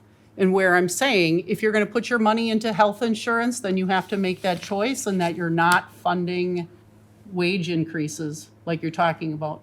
So you would not do the wage study. You would not do the implementation halfway through the year. You would not probably fund the reclassification. That would make up the $178,000. You're either putting your money into health insurance or you're putting your money into wage growth. I think it's wrong, but I'm telling you that's why this decision becomes your decision. I think, again, wage growth is what people are focusing on, business, others are looking at, and they're going to compare that first. So that's one option. Secondly, we can go on to removing new positions. I think any one of the individuals that was here talking to you last week would have a far cry to say you can't cut my position because it's really important to how my department survives or grows. I know, talking with Corp Counsel, we'd like to give her some vacation time and actually be able to leave this place sometimes. So the sheriff, his needs, the human services, and I will speak for myself in talking about the finance director position again, as saying there is no business-minded individual that would agree to saying this place should not have a finance director. At the budget we're at, you need oversight. I don't think it is wise, and I would not recommend that at all. It looks like an easy one to get rid of because of the cost on it. But in speaking with business leaders, that is not wise. That is not a good decision, and I'm making that recommendation as wholeheartedly as I can. But every single one of those department heads would be in here saying the same thing for the position they want, right? So that's why these decisions are very difficult. Another option might be a shared deductible model where we say, okay, we're going to do $250 for a single and $500 instead of the $500, $1,000. It saves approximately $89,000. You still have a gap. So possibilities, removing a position, eliminating wage increases, the wage study and reclassifications, and looking again at how that could be a combination of saving that money. Pros to that, partial compromise because cost savings and employee coverage. Cons, it still requires trade-offs. You have smaller savings than the full deductible removal. So overall, just things to think about. Removing a funded wage study and pay plan risks losing competitive footing with other counties. I don't agree with it. I think you need to think about that. Businesses and government have moved to focusing more on wage growth in the past 5 years. Other administrators, I just on my administrator meeting today, and Price County said in 2018 they made this move. So that has changed, and in every single county that's on that meeting with me, about 15 counties, they've all made this move. Decisions should balance fiscal responsibility with the ability to recruit, retain, and motivate staff long-term. More personnel, more services, but up against levy limits. It's a problem, and we all know it. We're fighting for it every time we go into session and talking with our legislators, but we can't, if we can't do it in our households, we can't do it here, right? I mean, we can't spend beyond our limits, and the levy limits put a real tight hold on us. So it's unfortunate. If we don't have market rate studies every 3 to 4 years, we'll get way behind, and it's harder to get caught up. And then I will just say, if we're going to be spotting and putting in these piece-offs of increases, that the reclassifications like we've done, compression problems happen. And that's not something that a small group of a small team of individuals in an HR can handle. So all of these different things to think about, and again, hard decisions, I put them on you now, and you get to decide, you get to think about it, you can ask questions now. This is really just for discussion, there's no voting. Your vote then will happen November 12th. You still have time to consider and meet and ask questions with me and others and talk to other counties. But I think that it's been good that people have reached out. I again ask people to have conversation here in open rather than talking amongst ourselves. I think what happens a lot of times is we say, I'm just going to talk to John. That's the only person I'm going to talk to. But then John goes and talks to 1 or 2 people, and then this person goes and talks to 1 or 2 people. That's where the walking quorum comes into play. And I do think it's really important. This is a big topic. Employees are very interested in it, and so is the public. And so it's important to bring those conversations here first and in open public. Question for you, Rebecca, if you're available for question then? Sure. How much have you talked to the other leaders of municipalities, the other people that share our levy? How much have you checked with the other town boards, cities, as far as what their plans are for budget, so that we don't come in, well, we're only coming in an additional 0.1%, but then if every municipality comes in a higher 0.1%, are we communicating, and also we know what the taxpayers getting themselves into by being a member of Trempealeau County? You know, do we have any type of communication where we meet with understanding what the other townships are doing, what their concerns are? I spoke with town board chairmen that are having all kinds of challenges coming up as far as expenses for this year. And do we listen to that at all when we're doing our budgeting? Do we try to communicate with the other people that are sharing the tax roll? I mean, is there anything that we know is coming up that is an extreme high expense through a school district For example, like general funds that are totally depleted in 2 or 3 of our townships and in a couple of our school districts. Do we take any of that into account when we do our budget? That's my question right now. Well, I'm a part of and attending the Towns Association meeting and I have a regular leadership meeting with others, but no, the budgets really have not been shared. And that's a part of an upcoming meeting at the beginning of November with all of the town leaders, or I'm not sorry, not town, mayors and villages. All those individuals are coming at the end of the month. Here's the township meeting. But the timing has not matched up with, right? So next week, I believe it's next week, is the township meeting. And then the beginning of November is the mayor's meeting, village. On our budget planning, or do we just kind of ignore all that? Well, Putting budgets together, I always try to make sure the billfold's got enough for everything. yeah. So that's kind of the impact that I'm looking at. So our operations, I'm not sure where I don't believe at least that our operations should support other entities, I guess. So if you've done that or considered that before, operational budgets usually don't. I'm not aware of any, so.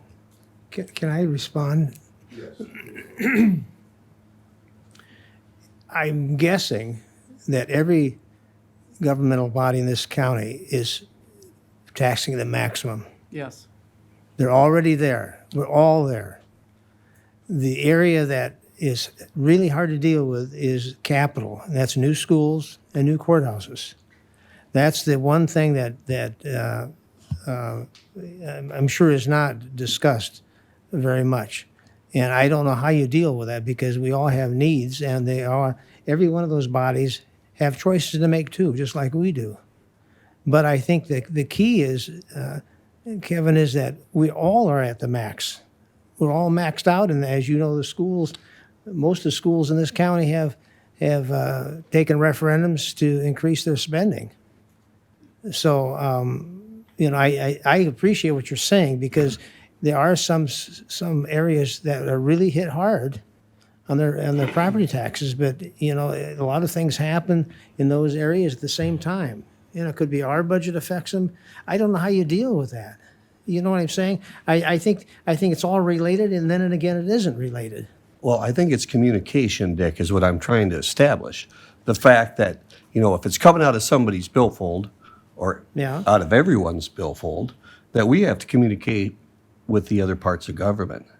Us being, okay, we're the county board, we can do whatever we delve as necessary because it's going to make the county better. We also got to understand what's going on in the townships. And I just want to be able to establish communication rather than just saying, we don't care about those municipalities. We don't care about what's happening at the other institution level. I think we should have a way that we allow ourselves to listen, to understand what actually is happening out in the real world. Because I like the county board meetings that we have. It's always works out real well. We have groups that work well together, and that's what I always highlight, the fact that we work well together. But we do have to allow input from some other groups. I think a mechanism, and maybe if you have some ideas to share them with the board in terms of how that communication can take place. And it may be just communication, it may not be changing much. No. But it would be communication. Because when I called my township chairs and bounced the budget off on what their game plans were, and every time I bounced it off, there was 6 or 7 items that they had that in their mind is a higher priority than some of our objectives. And I understood that. And because some of those are, they don't have the budget that we have. They don't have the flexibility. So I'm just trying to establish communication with those either township chairs, with the mayors of the municipalities, whether it be villages or cities, so that we understand that, okay, we're only going to kick it up a dime per mill rate, but is there a dime out there? That's what the taxpayers are always worried about, is the bottom line. What shows up on the technical college bill, the school bill, combined with the township and combined with the fire department. we try to do a good job of taking care of everybody's dime, but we don't realize the impact that the cumulative effect is. And I think we should start being aware of that. I think we should be aware of what's out there. I don't think we can just put blinders on and say, we're doing a good job, we're gonna do the best thing for the county without listening to the other groups. Well, it isn't a county budget we're dealing. What I'm saying is, every budget is separate. It isn't like we have one big budget and we sit down and we decide, we're gonna give the township so many dollars and the city so many dollars and so forth and so on. Everybody's dealing with their limits and everybody's dealing with their own budget. And some of the cities and villages have more flexibility than we have. Yes, definitely. There's no question. But we should listen to what flexibility they have. Well, I think if I think you, we're getting off subject. Sorry here. about that. You wanna have a Apologize, discussion John. like that, you can do it in the hall. Anyway. Well, it's got nothing to do with what's on the I agenda. think though, just to talk about that point a little bit, is saying that is why, at least, I think, the library supported at 100% is in this budget, and that you supported last year, because of the strain that we hear from communities and our support in thinking about how we make sure a library community area is supported, because there's so much difficulty in making those numbers work. But I guess Dan Lilla he's the chair of the Towns Association, he contacts me and says, I'm putting you on the agenda. I'm on the agenda next week, so that's what then I go and talk with them and hear from them, and they hear from me, and then I have quarterly, I meet with all the mayors and village presidents that come. If I can, Mr. Chair. Yes. In regard to that, if you want, just a sidebar to that, unless the law has changed, if we don't use our maximum levy availability this year, that affects us down the road on what we can use. Correct. Yes. So that's part of the conversation also about why we go to the maximum. Along with the need. Okay, everybody was handed out a budget after our last budget meeting, and I don't know, I was just gonna ask if there's any questions on it or something you wanna ask prior to the, go ahead. Yeah, if I may, is there anyone who is able to direct me, where could I see the total expenditure for the county for wages? Without having to add it up line by line? Gonna have to add it up by line. I was hoping somebody would know. That's what I did. What did you come up with? Do you know? I don't have it with me. I had it all scratched out at home. Yeah, okay, I just hoped that's, You know, it's significant, but if we didn't have them, we wouldn't have. no, yeah, absolutely, I was just curious because I wanted to apply what a 2% raise would be. Like, do you know, like, what would a 2% raise cost us? I do. Yeah, We got that. We did have that at another presentation, yep.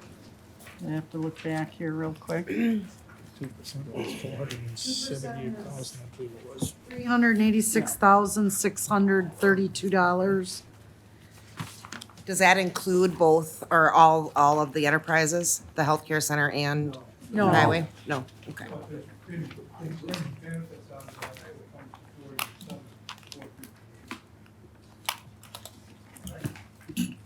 Could you say that a little louder?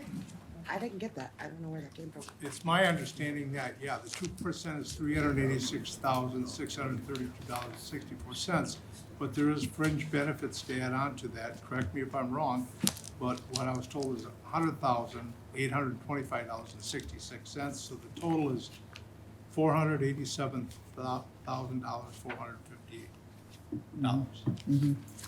and 30 cents. Pardon me? Those are the numbers that we got. Yep. Correct. Right. Yeah. I'm sorry, where did this Yep, meeting happen? yep. Apparently I'm not on that committee.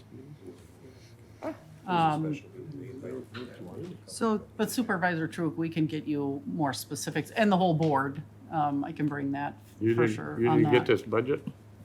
Not that I have, I didn't have this though, to know what the total wages were. Oh, A couple months ago, yeah. Exact finance, personnel bargaining. So do you know what the difference would be at 3%? Yes, The 100, page right before. the difference is 153,000 and, Is that with Benny's? I think no, that not was, to the penny. I What- just roughed it. what you're looking at, I think, was emailed to us, correct? Or was it a handout? Yeah. No, this was a handout only. Committee, exec finance and personnel, when you did that Yeah, combination. I got him at, yeah. That was our combo meeting. There's two committees together. Everything else goes up too. Okay, thank you. I just wanted. I might be able to Those email numbers. that to you because I got it in a committee packet. Oh, Would you just like for- me to email it to you? When you were asked, the 2% or 3%, that includes highway, but not healthcare center, is that what you said? I was wondering who it included. It does include the Yes. highway and not. Yes. But when you want a percentage, if it went to 3%, it would basically be, if you take and divide your 487, 458 by 2, that gives you a 1%, and that's half, and that's what 1 more percent would cost you. So it's a lot more than the 100,000 we're talking about. Huh? What? The difference He between was just 3% and 2% is, total cost is 152,000. Yeah, but that's before Benny's. No, that's with. That's with That's with benefits. benefits. Yeah. Well, how can we get 487,000 at 2%? No, four. That's a 2% raise, was 487,000, if it's only going, And 3% is 640. okay, that's a hell of a lot different than, Right, but the difference Okay. between 2 and 3 is 152,000. okay. All right, sounds good. Chair. Any other questions? I Want to have- talk about? I have a couple. Yes. Quick for Becky, on the finance director with benefits, that 140,000 includes benefits. It does. So you're projecting a finance director hired for something around a $90,000 cash wage. No, Benny's is, we're talking about 30,000. On top of the 140. No. No. 110. But then 110 plus you got 30. social security, Yep, Medicare, yep, and that, and health insurance, health insurance. yep. So looking And about. that's only 30, that's only 30,000? Got a specific number? You mean the health, benefits on a $110,000 wage? There's usually a certain percent of your wage, right, is what your benefits are, so Yeah. I just can't remember what it is. So $100,000 to $110,000 position. Okay, so. That seems awfully low based on other things I've had, that's all. You had another question? Well, question or statement is that I did talk to you before, talked to you about the finance director. I just believe that this year, it's a bridge too far. We have made so many changes, additional costs. And I've looked at it, we've gotten by for years without. Granted, that's not saying what next year can be. But the packet we got from the auditors, looking at discrepancies and that sort of thing, there's no flags in that whole report. So I don't think it's that high a risk to put that one off another year. I'd like to comment also on that, if that's okay? Ask the chair. Okay, so I also am having a hard time with the finance director position, not because I don't think it's necessary, because I do think that down the road it will be. I'm just not sure that the timing is quite right. But I do have to wonder, as I brought up at the last meeting, if we couldn't meet that need a little bit, if we couldn't meet that need through a few different other ways that would be a little bit cheaper. So first of all, my contention would be that we've got new computer programs going into place, right? So maybe number one, we should wait and see how efficient those make us, and if that helps clear up things without adding in a new position. But on the other hand, like option B to me would be, how about an accountant? There are other counties, Jackson County, in fact, has an accountant position, and at that wage is like $67,000 a year. It's a significant difference. And interestingly, of course, Jackson County doesn't even have a an administrator, so they're running with their,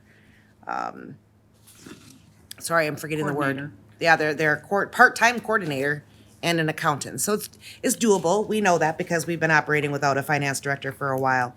When I look at the difference between a 2% and a 3% raise, that position being eliminated is covered through that, or nearly. And I think to myself, well, if we take and do that 3% raise now, and we do that job study, which I'm in favor of, but that just lessens the amount that we're then increasing for those other positions. And we're staying competitive in the wage world, which if we do 2%, we're not gonna be staying competitive. There's too many places that go at 3 or more. I just think that's not the right way to go. I do agree with the benefit change, though. I was wondering if this would be the right place to ask, though, to understand a little bit more about the elective benefits and what happened with that position? Or we're offloading that work somewhere else, or is that a different what are you talking conversation? about? The other Other So like, things. The voluntary Stacy funds, lost like a life insurance or. Oh, Is that a different, I can talk to you about that tomorrow if everyone else knows about it. I was kind of off the grid for like a month. that's, so individuals used to get their, like, cancer insurance, life insurance, or life insurance, those types of, things like that through through us. And so that we had a person that handled all of the management of that and through payroll. And so that was brought to personnel bargaining, and we discussed that and talking about how our staff is managing all of those changes, which was a huge amount of time to manage insurance plans. And so so we have worked with the insurance center to provide very similar, if not better, plans for individuals to do, but it goes through automatic withdrawal from their meeting when they set up their enrollment plans, health insurance enrollment time. And then they can work with them to get plans and just do it through automatic withdrawal from their account so that we don't have to manage that account or those those life insurance plans. I guess the reason I'm asking is because I have heard from employees who are concerned about that. What I'm hearing, and I don't know if it's accurate, is just that like people who were invested in life insurance who won on the program at 30 had a set rate, and now that they're having to re-enroll in a new program at age 50, it's costing them a tremendous amount more than what it did before. So when we say that programming is better, is it? Well, so that's whole life insurance, and then there's term life insurance. So they had term, which is pretty cheap, and they get like $150,000 coverage, and it's while you're young. And then once you get older, you're dropped or reval, whatever, you go to, but you get nothing when you drop it, right? Whole life insurance is where you pay a higher rate, and then when you want to drop it or whatever, you get some payout, right? So initially, when we were making this change, the insurance center said, yes, we will absolutely have everything that is comparable. They didn't offer the term life insurance. So we found out about it, and we had some conversations with them, and they do have it for people now. So they can still get the term life insurance at the lower rate, or the whole life insurance. When was that change made? Well, it was just a conversation I had a couple days ago, I guess, last Friday with Shelley. She handles benefits. So it's new and needs to be communicated out to employees yet? I assume that is happening with the benefits conversations when they're setting up benefits. It's Their- enrollment time. Their enrollment It's time. enrollment time right now. But there's a lot of them have enrolled They've already. already enrolled, yeah. So how would they know that now there's something new offered? We can, I can follow back up again and ask, that to be recommunicated for sure. I think it needs to be just based on Sure. the feedback that I've been hearing. So I'm glad to hear that change was made, but it's more important that they know it was made. The other piece is, though, is that people can go to their insurance agent and get term life. They don't have to go through the county who we're providing here for them. I know, Like, but- that's going to American Family Insurance and getting your, whatever you want through. That's what I've always done. I've never had it through an employer, so. I think the big difference is that age and what they were locked into for a rate because they're having to switch to a totally different plan. That's Sure. a bugger. Sure. Yeah, okay. That is available, whether it's here or somewhere else. But like I said, the insurance center does have that available. If people didn't have that when they sat down with them, we will talk, or I'll make sure that we get information out to everybody that they can re-look at that. Thank you. Mr. Chair. Do these things qualify for pre-tax dollars or not? For They like- do. It's like $2 a year. Yeah.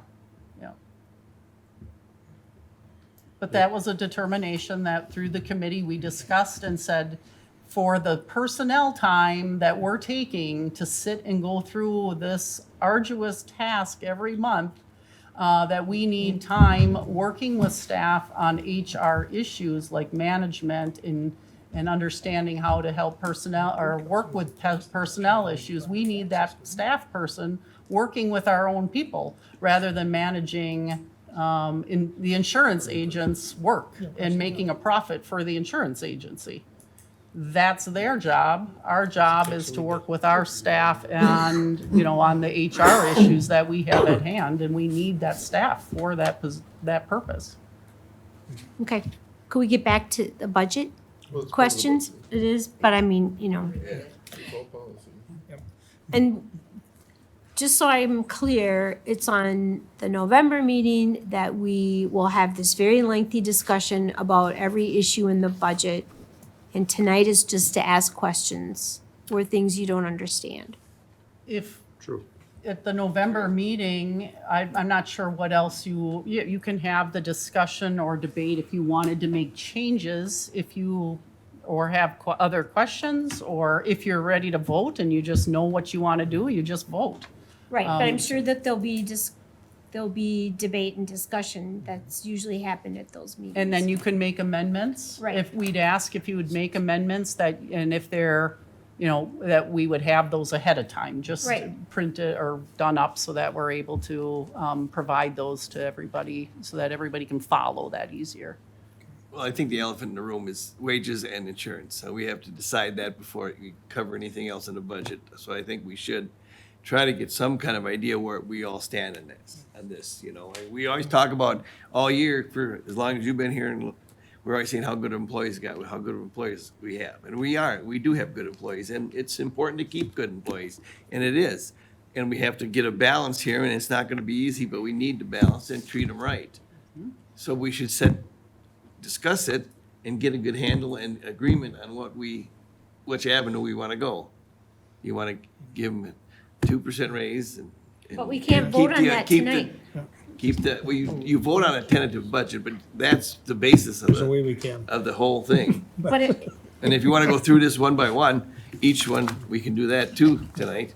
I mean, I would hope But- so. Not tonight. no, that's what we do on November 12th. I mean, I'm But- not in any position. I'm talking here, Jeannie. I don't interrupt you, ma'am. But we should, there's quite a bit here, so if we should talk about and get the wages and insurance. I mean, this is just my opinion. And if you guys want to, that'd be one avenue. This way we get that out of the way, and that's the biggest hurdle to start with. And the rest of the stuff, we could just discuss either tonight or another night. Mr. Chair. Yes. That's my opinion. Two brief comments. One is I liked the idea of potentially having the insurance deductible. I know it would still cost the county $84,000, but it would bring that number down a little bit. And it also would begin to set the stage and let the employees adjust to a change so that if we halved it this year, then next year they would have the knowledge ahead of time that we were gonna look towards taking it to zero and they would be fully responsible. And I think given the fact that we're giving a 2% raise, I think we should find room to fit a little bit of that back in. And I think that's a compromise for both the county, its residents, and our employees both. The other thing I would say is I've been doing some research since the previous budgets were presented, as far as the positions go, and I look at the finance officer position, I'm lucky enough to know two people that hold those positions. One had an auditing background, the other just a financial background. Both of them told me those are two different jobs. One does not coincide with the other. Their purpose, their intent, and what numbers that they look at are two different things. The other thing that they said, well, at that kind of a budget, why wouldn't you? Because you're shooting yourself in the foot if you're not fiscally responsible. And that those positions typically pay for their own wage by making good fiscal sound decisions. Thank you. May I speak? Well, my only comment was I wasn't sure how we could vote on anything tonight because it's not on the agenda and we aren't in any position to vote on whether we give the raise or keep the insurance, that tonight is just a time for questions and that we legally cannot vote on anything. That is correct. There's no action item. Mr. Chair, if I. There is room Yeah, for go discussion. ahead. We can have Discussion. discussion and get a direction. Yes, go ahead, Mr. Larson. There is a way we can get a feeling. We can call for a straw vote that has no bearing. I would be For- concerned about doing Yes, I would some of too. that. I Why- think it would okay, be more why are appropriate to you leave concerned? that for November. I said I would be concerned about having a straw or a pseudo vote. And I think it would be more appropriate, get all the questions out, have the discussion, that is totally fine. But let's leave the voting for November when it's Okay, defined and okay, allowed by I law. understand your concern, but where do we go from here? We ask questions. If we don't give some indication of the changes, potential changes that are made before November, how does she know what we want? We'll tell her in November. Aren't we giving her our input now, whether what we like about the budget or what we want? But I guess- But there's no indication at this point that, I have no idea what she's gonna do, and this probably sounds Go ahead, Mr. Wu. mean, nasty, but there's no way that we know that come November, she's going to have made some of the changes we've Well, talked I'm not about. gonna be making any changes. This See- budget gets published. You need to make the changes. So that's where, I think what makes sense is if you're having this discussion, that's great. I think then, why don't people set up an individual meeting with me and say, this is the change that I'd like to see to bring forward, have your amendment ready for that, and then we can put the numbers together to say, this is what it would cost, Okay. this is what it would look like, right? Okay. And then that can be presented along with any, 4 different, Okay. 5 and what happens up and down on each of those.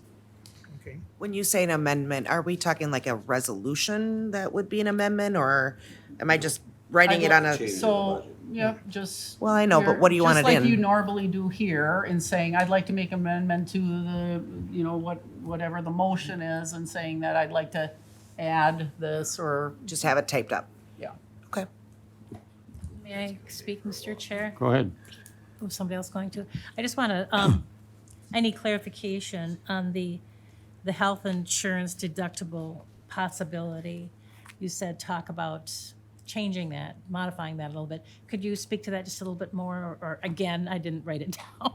I guess it was just something that I was thinking about because I was listening to some of the supervisors talking about that and just saying, so right now, the deductible is 0 for everybody. It would move to 500 and 1,000 for employees instead of going to the 500, 1,000. So at a single level, it'd be 250, and at a family level, then it would be 500. And then the county would supplant the other half yet, is the 250 and the 500 on those two. That's where I was, and then you'd have an $89,000 savings. 89. Yep, Okay. Yep. You'd still have to, make up another 89, but that could get you to. Closer. What would be the pay increase then? The pay increase would be the same, but one? You it's get the 2 and 3. 2% wage study Okay, plus. well, I Just, asked. if you're gonna include that wage study plus, that's another 2% halfway through the year at least, most likely. So you're, again, I'm thinking you're going a little heavy on wage increase if you're gonna be giving, you gotta have this way part, I guess, in looking at, how you are, the health insurance piece is a piece of a benefit that is, should be weighed along with this. And that's a big benefit.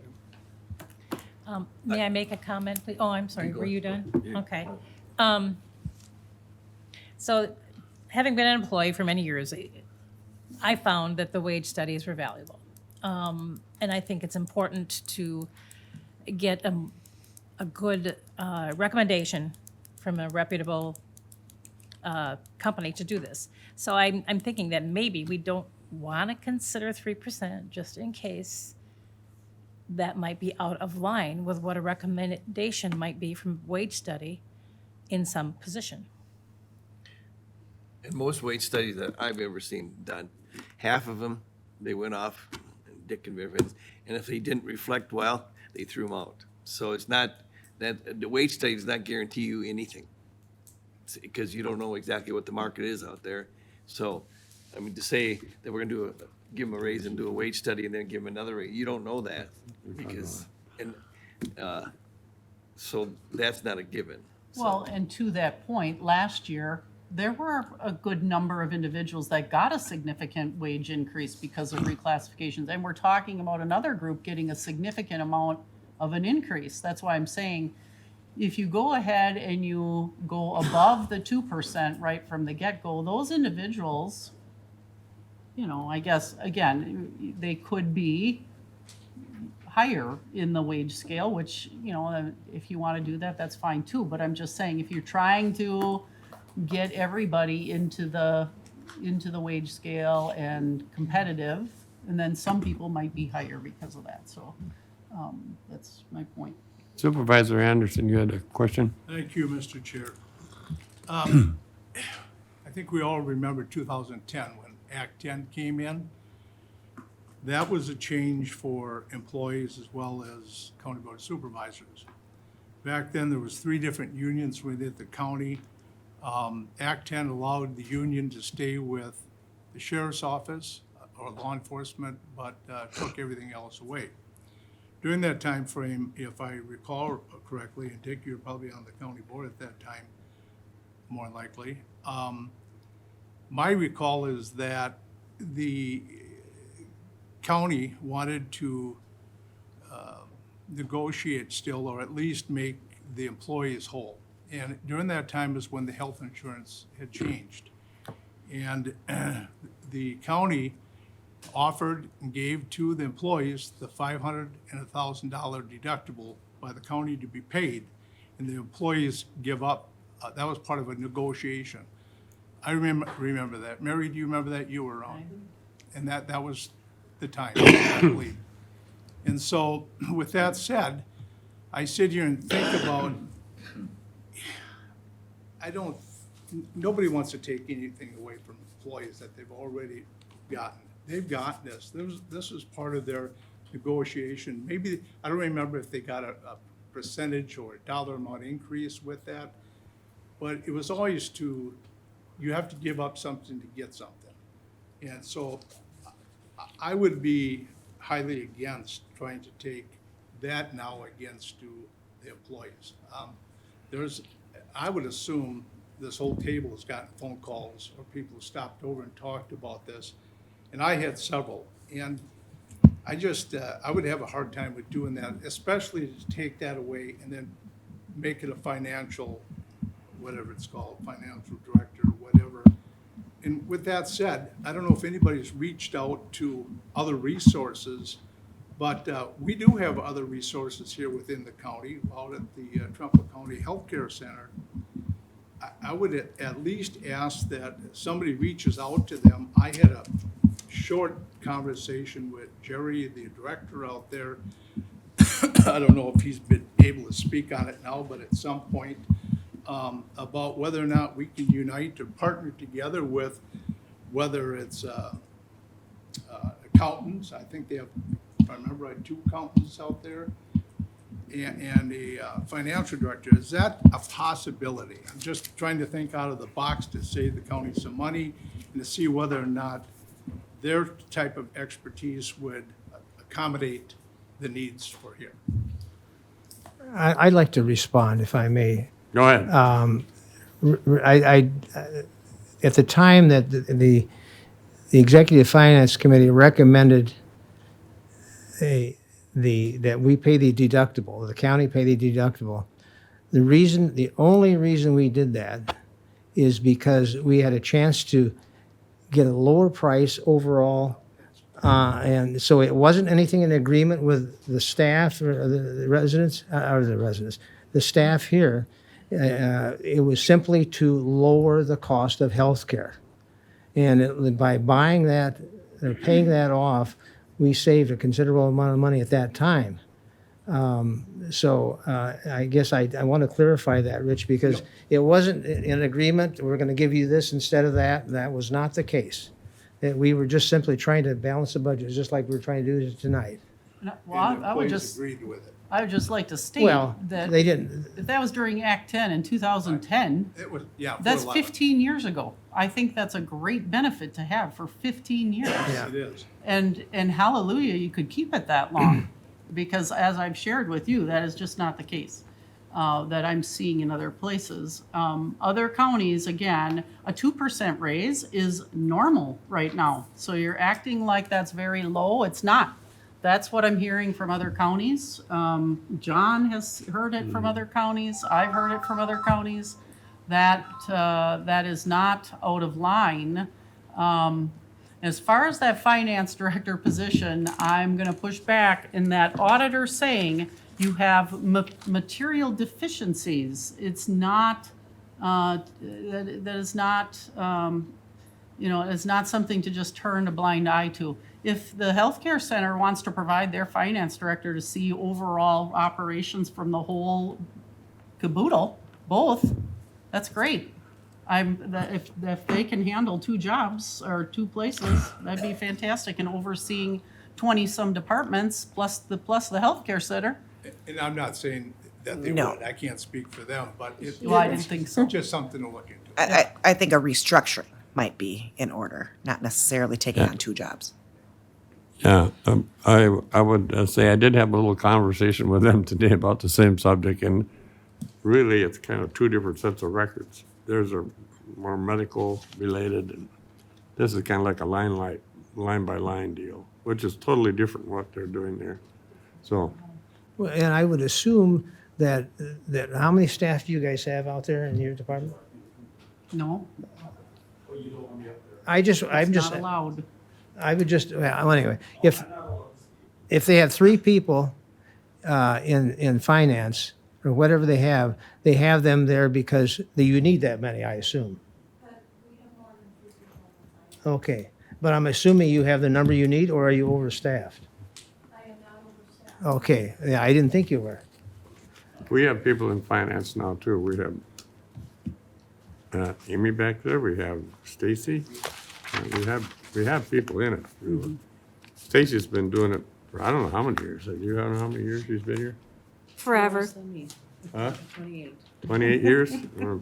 So she's pretty knowledgeable on what everything goes through, because everything goes through, she looks at every check that goes out, so.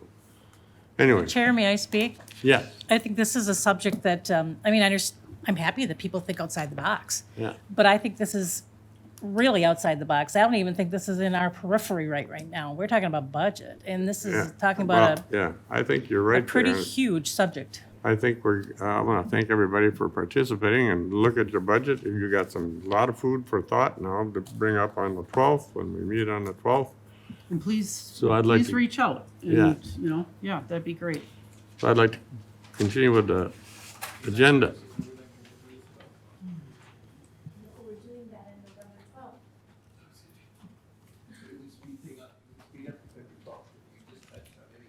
Well, We start at 10 in the morning on the 12th. We can't make any go all motions day. because it's not on there. It's not it's not an action item. Anyway, Exec Finance Committee and Budget Update, you have that in your packet, I think. Should have the sales tax and the general fund.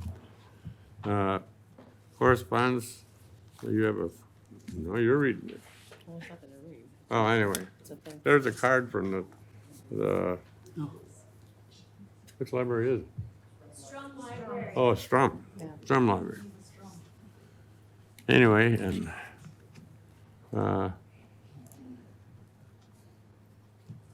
that's all I had, other than November 12th, the next meeting is November 12th at 10 a.m. It's a daytime meeting for the budget. I don't think we'll be done by noon, but if it has happened, I think last round. Yes, the budgets were there all day, we Yeah. closed lunch and come back. I actually think we've had budgets where we had to come back the next day. So, I do recall those. but, so, anyway, so November 12th at 10 a.m.